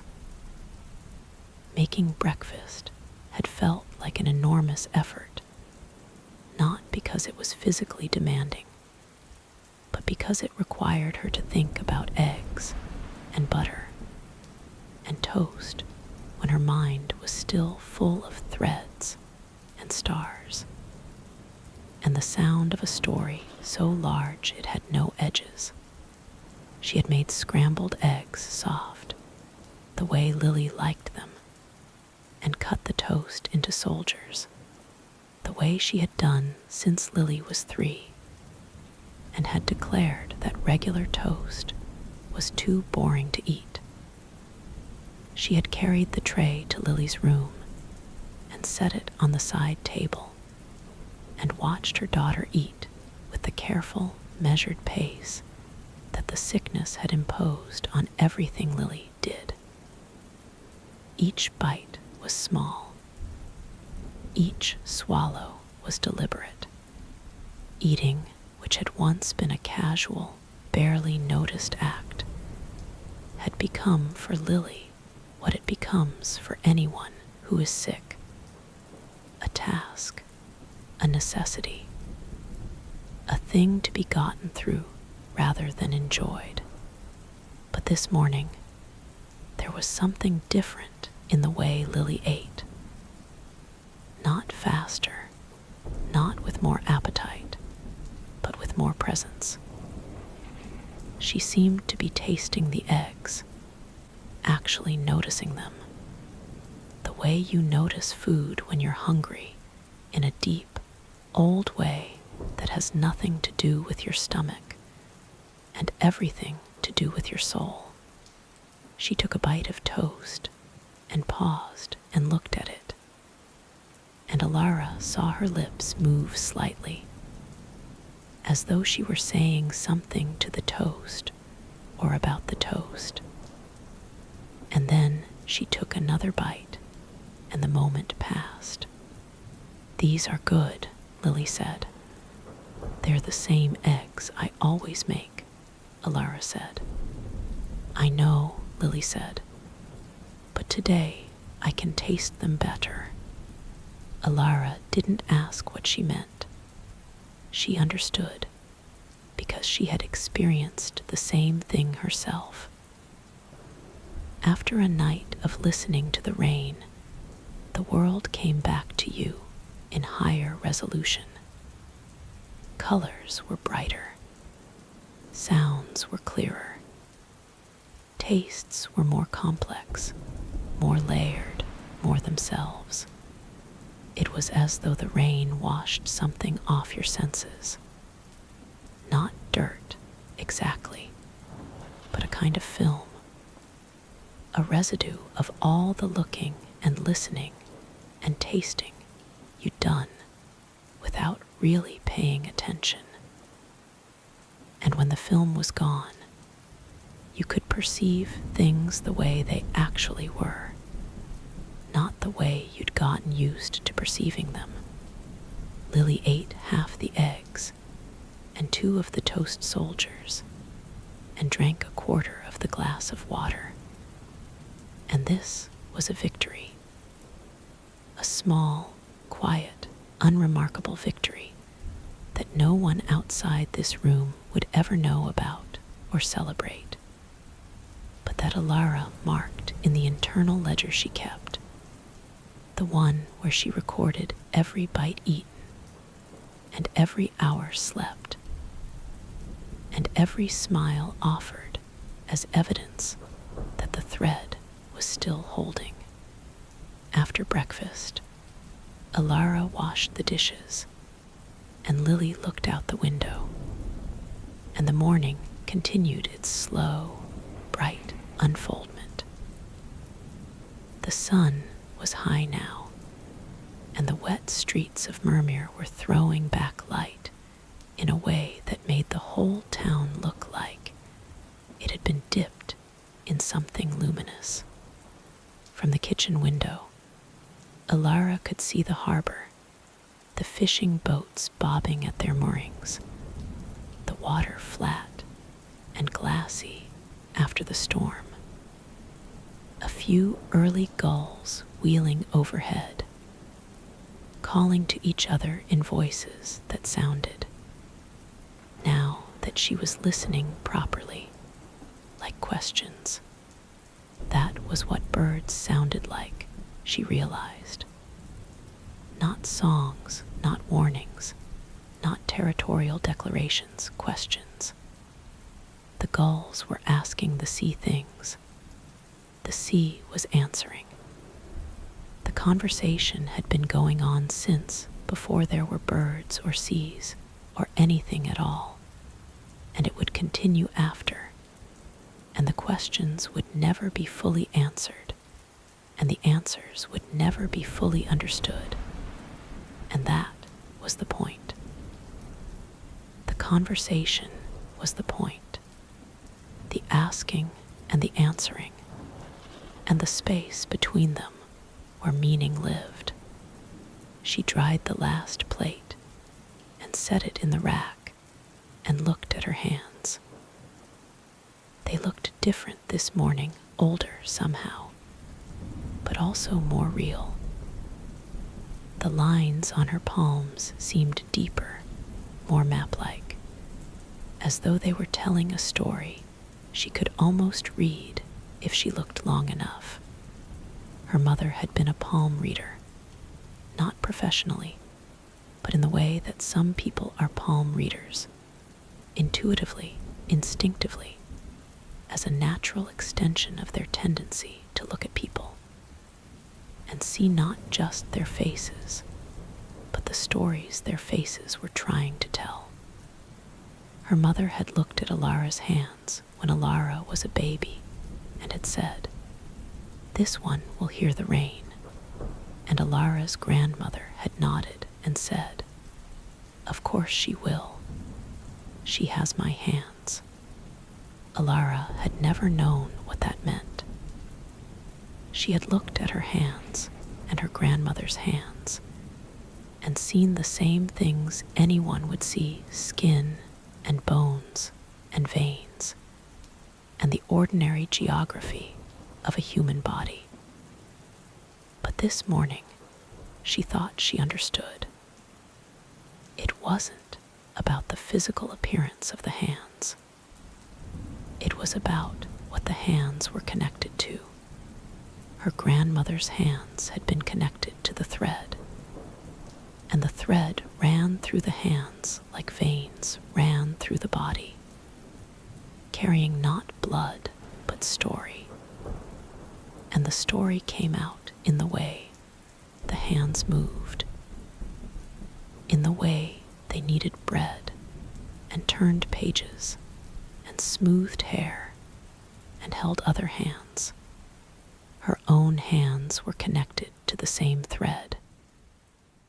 She could feel it now, feel it in her fingertips, feel it in the spaces between her fingers where the rain had touched her last night through the glass. The thread was there, humming, waiting, ready to be followed wherever it led. And where it led, she discovered, was the garden. This was not a revelation. She had been planning to go to the garden anyway. It was a sunny morning after a rain, which was the best time for gardening, and there were things that needed doing. The roses needed deadheading. The herbs needed cutting back before the winter. The oak tree needed, well, the oak tree needed nothing from her. The oak tree had been there for 300 years and would probably be there for 300 more, and it did not need Alara or anyone else to tend it. But she liked to visit it anyway, to stand under its branches and press her hand against its bark and feel the slow, patient pulse of a living thing that had its own relationship with the rain and the sea and the stars, and didn't need anyone to translate for it. She got her gardening gloves and her secateurs and her basket, the old wicker one that had been her grandmother's too, because apparently she had inherited not just the cottage and the chair and the ability to hear the rain, but every single object her grandmother had ever owned, as though the old woman had been curating an exhibit of her life for Alara to walk through. And she went outside. The garden hit her like a wave, not a physical wave. She didn't stumble or get knocked over. But the smell, the feel, the sheer overwhelming aliveness of it after the rain was almost too much to take in at once. Everything was growing, not in the slow, invisible way that plants usually grow, where you have to mark their height with a stick and come back a week later to see if anything has changed. But right now, in real time, visibly, almost audibly, the stems of the roses were extending. The leaves of the herbs were unfurling. The grass, the wild, untamed grass that Alara had given up trying to control years ago, was reaching upward with a fervor that bordered on ecstatic, as though the rain had told it a joke, and it was laughing toward the sky.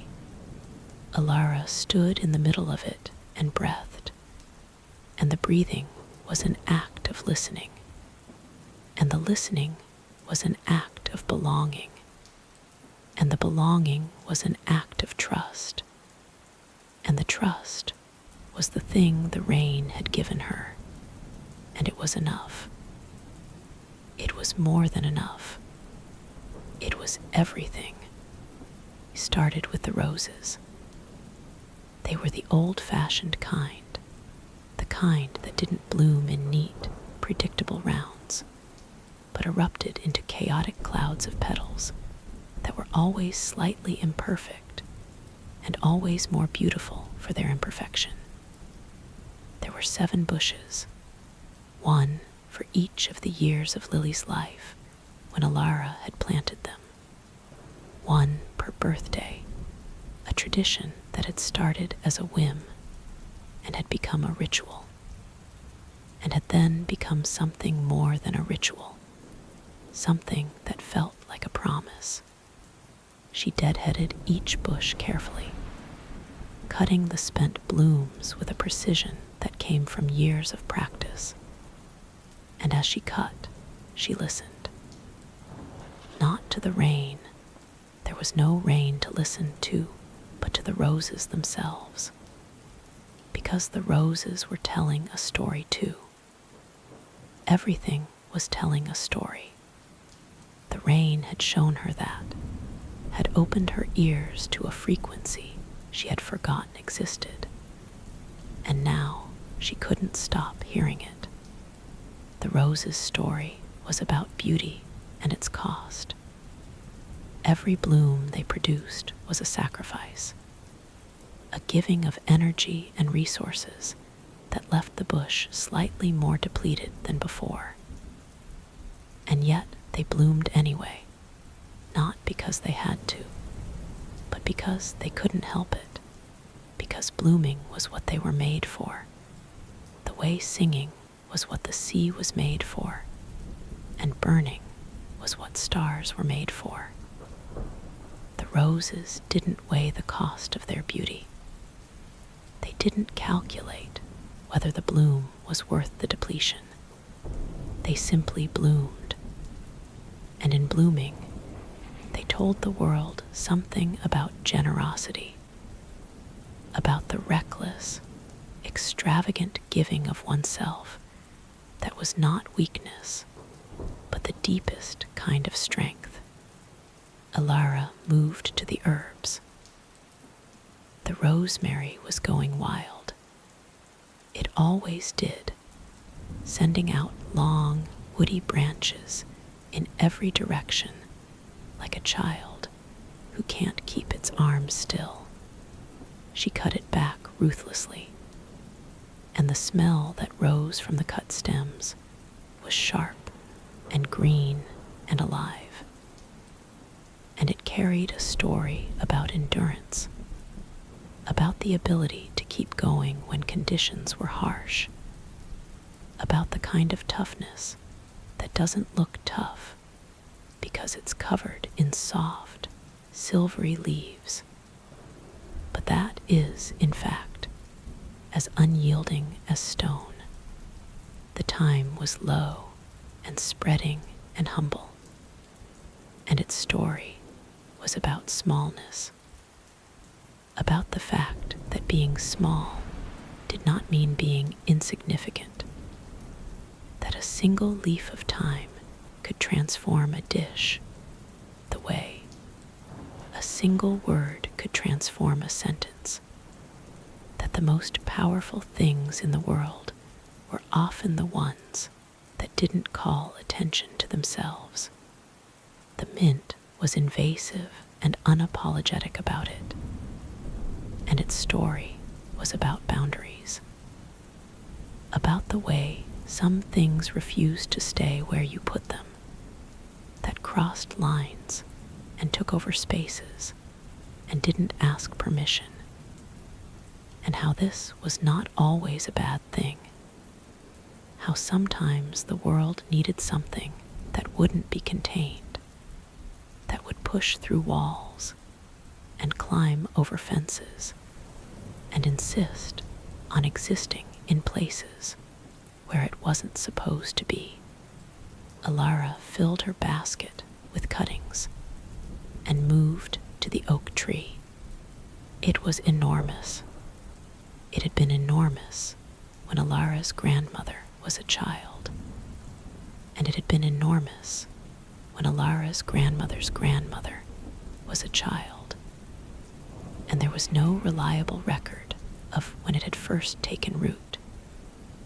But the oldest people in Mermere, the ones who were considered old even by the old people, said it had always been there, that it was as old as the cliffs, that it had grown from an acorn planted by the sea itself in a time when the boundary between water and land was still being negotiated. Alara stood under its canopy and looked up. The branches spread above her like the arms of a deity, vast, strong, unhurried, reaching in every direction at once. The leaves, still wet from the rain, caught the sunlight and scattered it into 1,000 tiny green stars that danced and flickered on the ground around her feet.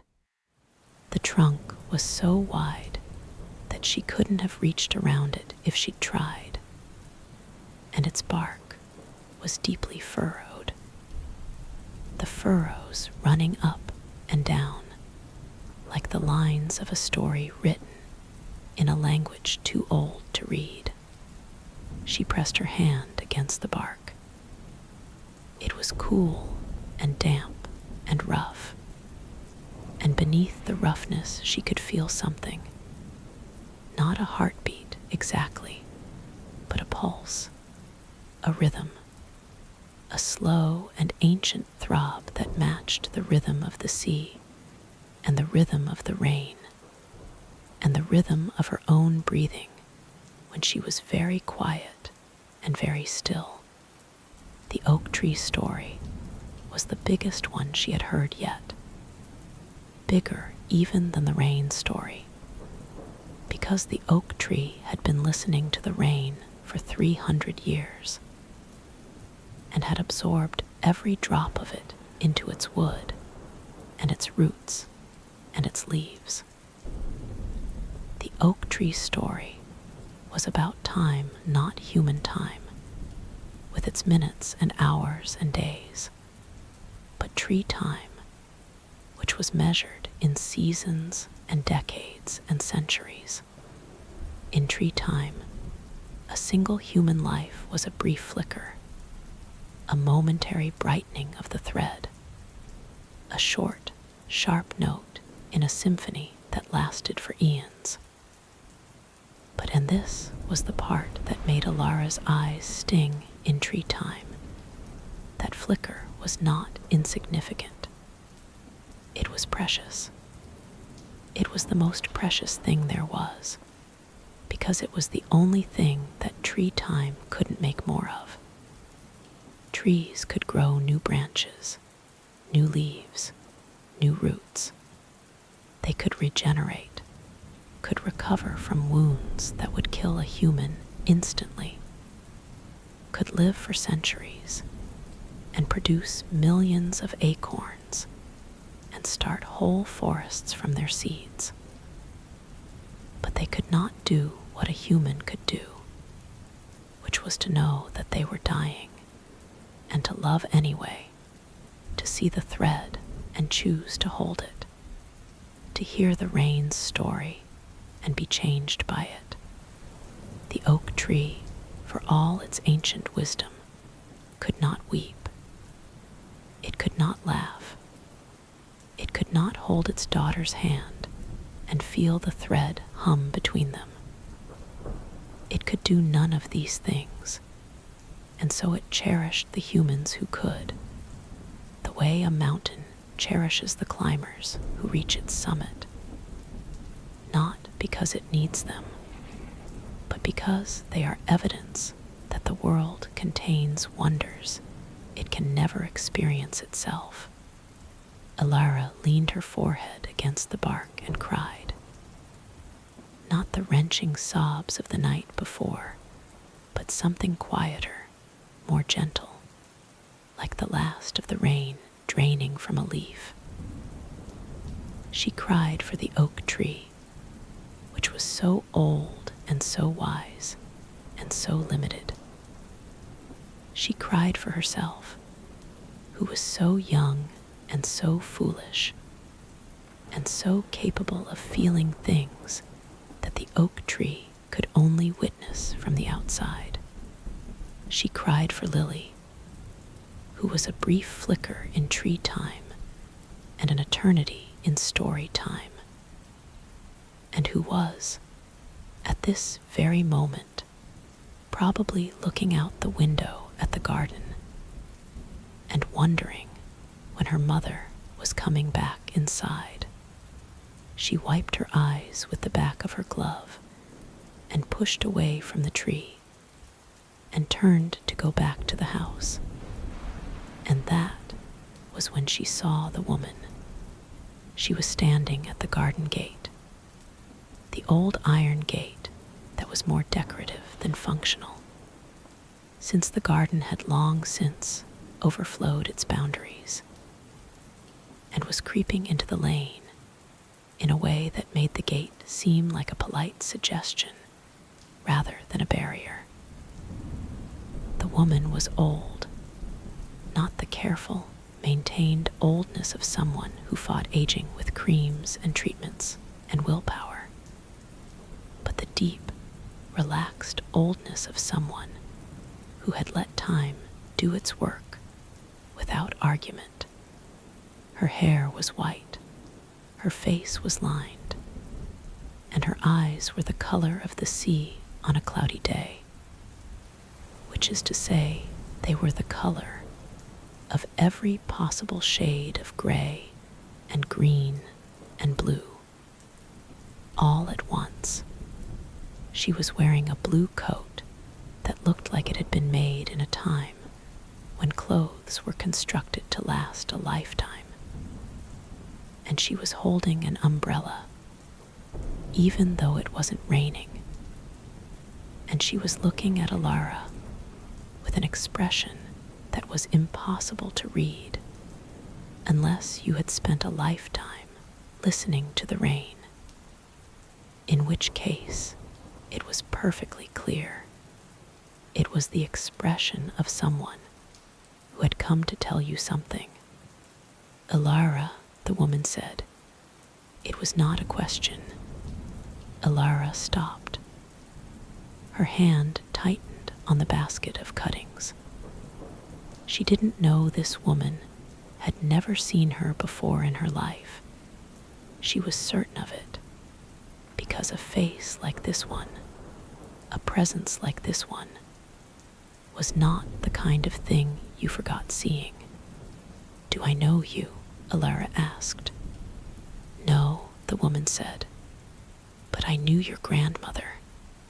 Something shifted in the air, not physically, but in the way that air shifts when a story is about to take a turn, when the thread you've been following suddenly branches, and you have to choose which branch to take. "You knew my grandmother," Alara repeated. "I did. She was the one who taught me to hear the rain." Alara set the basket down on the grass. She took off her gardening gloves, one finger at a time, slowly, because she could feel that what was about to happen required her to have her bare hands. The way some conversations require you to take off your shoes before entering a sacred space. "Come in," she said. The woman shook her head. "Not inside, here, under the tree." They walked together to the oak, and Alara noticed that the woman walked the way the rain fell, without hurry, without hesitation, with the kind of confidence that comes from knowing that you will arrive exactly when you're meant to arrive, and not a moment before. She noticed other things, too. The woman's umbrella had a pattern on it, not flowers or stripes, but something that looked, in the shifting light beneath the oak's canopy, like stars. The woman's shoes were wet, even though the ground was dry now, as though she had been walking through rain that only she could see. And the woman's shadow, when Alara glanced at it, was wrong, too long, too fluid, moving in a way that didn't quite match the movement of her body, as though the shadow was listening to a different rhythm than the one the woman was walking to. They stood under the oak together, and the woman closed her eyes and pressed her hand against the bark in exactly the same spot where Alara had pressed hers minutes before.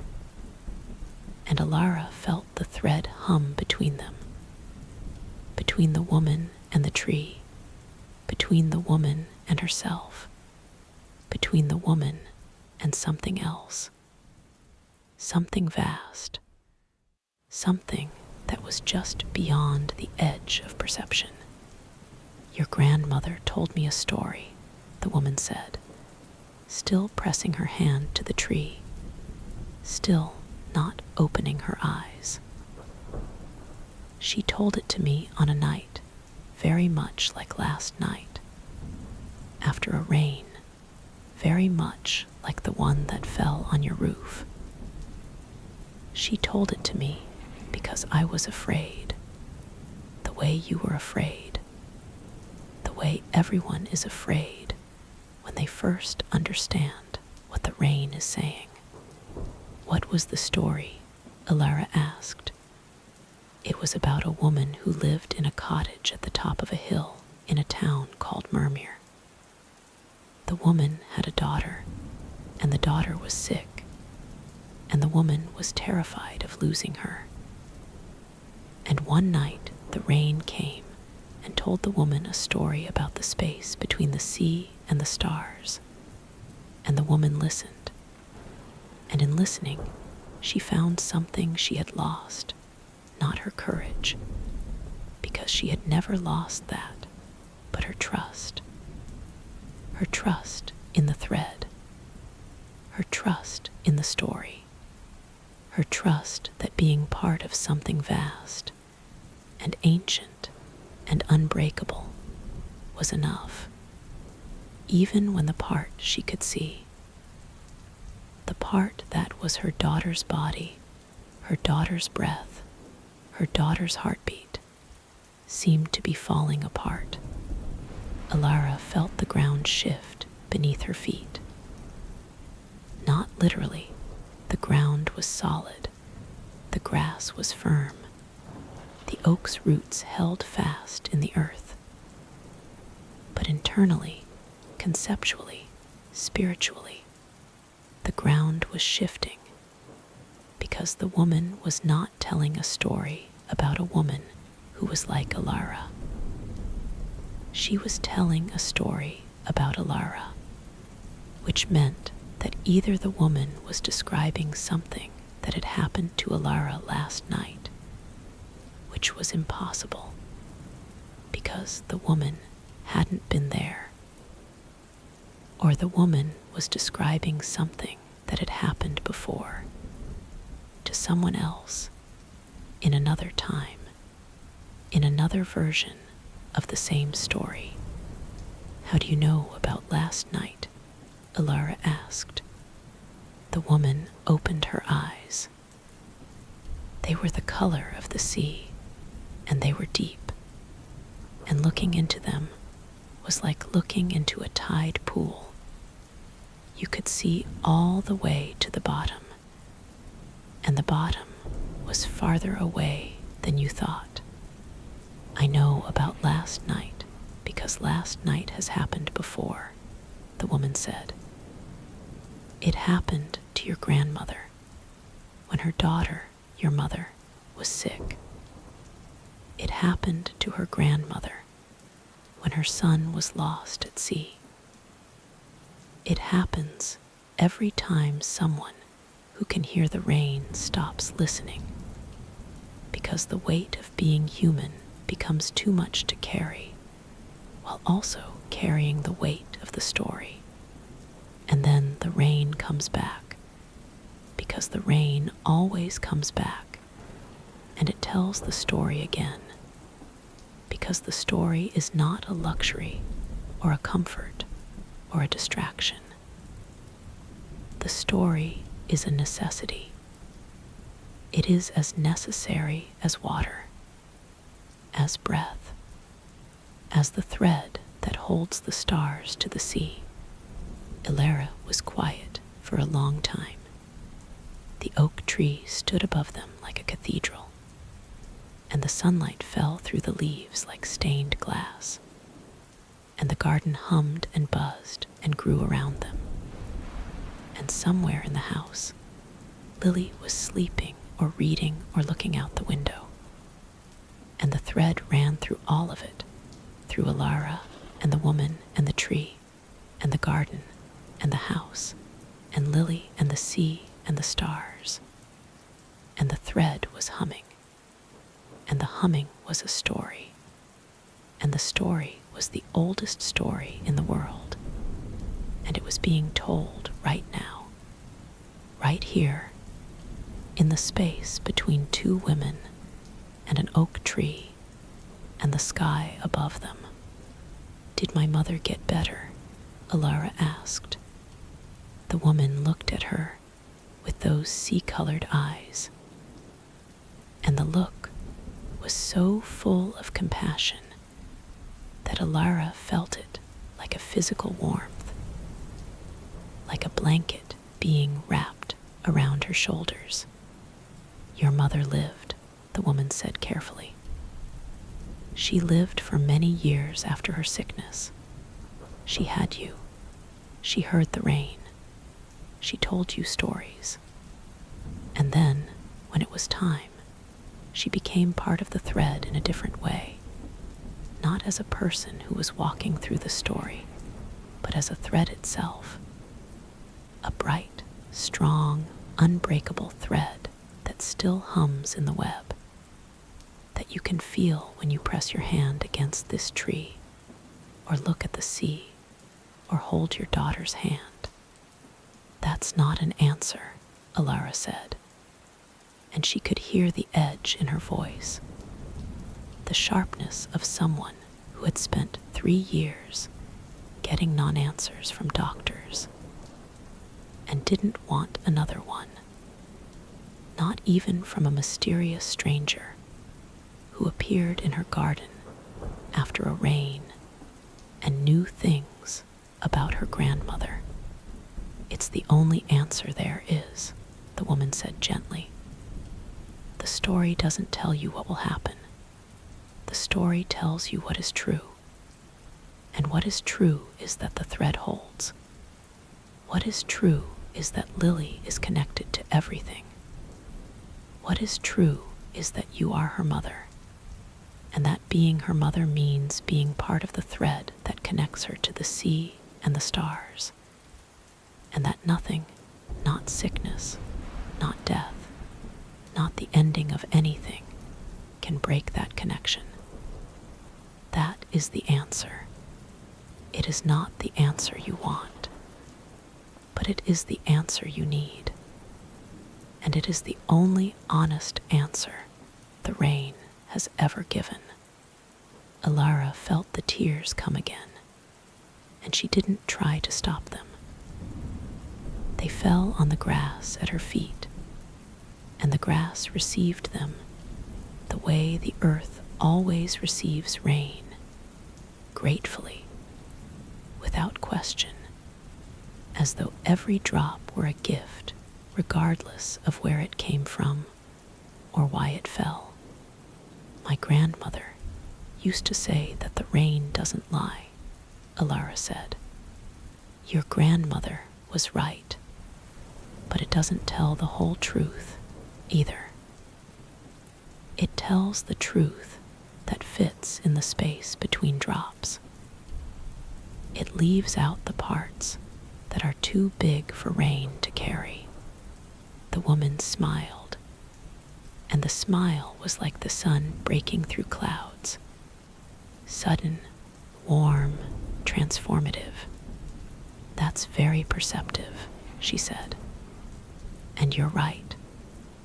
The rain doesn't tell the whole truth because the whole truth can't be told. It can only be lived. You can't put the whole truth into words or drops or stories. You can only be inside it, the way you're inside the air, the way you're inside the thread. The rain gives you what it can, a piece of the truth, a fragment, a glimpse. And it trusts you to understand that the fragment is not the whole, but that the whole exists, and that you are part of it, and that the part you can see is beautiful, even though it's incomplete. They stood in silence for a while. The oak tree went on being its ancient, patient self. The garden went on growing. The sea went on singing. The stars went on burning, invisible in the daylight, but present, always present, waiting for the dark to make them visible again. "What do I do now?" Alara asked. The woman turned to face her fully, and the weight of her attention was like the weight of the rain, not heavy, not oppressive, but total, inescapable. The kind of attention that made you feel as though you were the only person in the world, and that this was not a flattering illusion, but a simple fact. "You do what the rain does," the woman said. "You fall. You fall into the story. You stop standing on the bank and watching the river go by. You stop trying to understand the thread from the outside, and you get inside it. You stop trying to be the person who hears the story, and you become the person who is the story. Because you are the story, Alara. You have always been the story. Your grandmother was the story. Your mother was the story. Lily is the story. The rain has been telling your story since before you were born, and it will keep telling it after you are gone. And the only question is whether you will listen to it or not. And if I listen, then you will hear what you already know. That love is stronger than death. That connection is stronger than separation. That the thread holds. That the story continues. That you are not alone. You have never been alone, and you will never be alone, because loneliness is what happens when you forget the thread. And remembering the thread is as simple as standing in the rain and letting it fall on you. The woman turned and walked to the gate. She opened it, stepped through, and paused. She turned back to Alara and gave her one more look, that sea-colored, tide-pool deep, infinitely compassionate look. And she said one more thing. "Your grandmother also told me this. The rain falls for everyone, but not everyone hears it. Those who hear it are not special. They are not chosen. They are not better or wiser or more deserving than anyone else. They are simply quieter. They have simply made more space inside themselves for the rain to fill. That is all. That is the only difference between those who hear the story and those who don't. Space, silence, the willingness to be empty enough to be filled." And then she was gone. Not dramatically. She didn't vanish in a puff of smoke or dissolve into light or anything so theatrical. She simply walked down the lane, and after a few steps, the lane curved, and after the curve, she was out of sight, and that was that. Alara stood under the oak tree and let the sunlight fall on her through the leaves, and she felt the space inside herself, the space the woman had talked about, the quiet place where the rain lived, and she found that it was bigger than it had been before. Not because of anything the woman had said or done, but because Alara had made a choice, standing there under the oak with her bare hands and her wet eyes and her basket of rosemary and thyme and mint, to let it be bigger, to stop filling it with fear and desperate, exhausting work of trying to control a story that was not hers to control. To let the space be what it was, a space, an opening, a door, and to trust that what came through it would be what she needed. She picked up her basket and her gloves and walked back to the house. Inside, Lily was asleep again. Not the exhausted, pain-driven sleep of the sick, but the deep, easy sleep of a child who has been well fed and well loved, and who trusts, with the uncomplicated trust of childhood, that the world will be there when she wakes up. Alara sat in the reading chair, her grandmother's chair, the chair that was shaped like a hug, and she looked at her daughter's sleeping face, and she listened. Not to the rain, because there was no rain.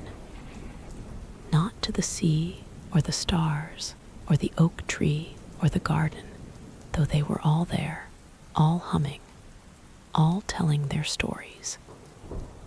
She listened to the space between sounds, to the silence that held everything, to the thread that ran through the room like a golden wire, connecting her to Lily and Lily to the stars, and the stars to the sea, and the sea to the rain, and the rain to the sky, and the sky to the beginning of time, and the beginning of time to the end of it, and the end of it to the beginning again, in a circle so perfect and so vast that it contained every story that had ever been told, and every story that would ever be told, and every moment between those stories, where the thread simply hummed, patient and eternal, waiting for the next drop to fall. Outside, unnoticed by anyone in the cottage, the sky was beginning to change. A cloud had appeared on the western horizon, small, white, almost invisible against the blue. But behind it, like an army massing on the other side of a hill, more clouds were gathering. They were still far away, still hours from arriving, still in the earliest stages of the slow, deliberate process of becoming a storm. But they were there, and they were moving, and they were full of water, full of weight, full of the oldest story in the world, waiting to be told again. The rain was coming back, and this time, Alara would be ready. She would open the window. She would press her hand against the glass. She would let the cold of it travel up her arm and settle behind her ribs. She would close her eyes and let the space inside her open wide, wider than it had ever been, wide enough for the whole sky to fall into, and the rain would tell its story, the story of the sea and the stars, the story of the thread and the web, the story of the girl who stood in the rain and understood, the story of the star that winked, the story of the mother who learned to sleep, and in sleeping learned to trust, the story of the child who saw the sea turned upside down, the story that was, always had been, and always would be, the only story that mattered, the story that said, "You are here. You are part of this. You are loved. You are held. The thread runs through you, and the thread is unbreakable, and the thread is enough. It has always been enough. It will always be enough.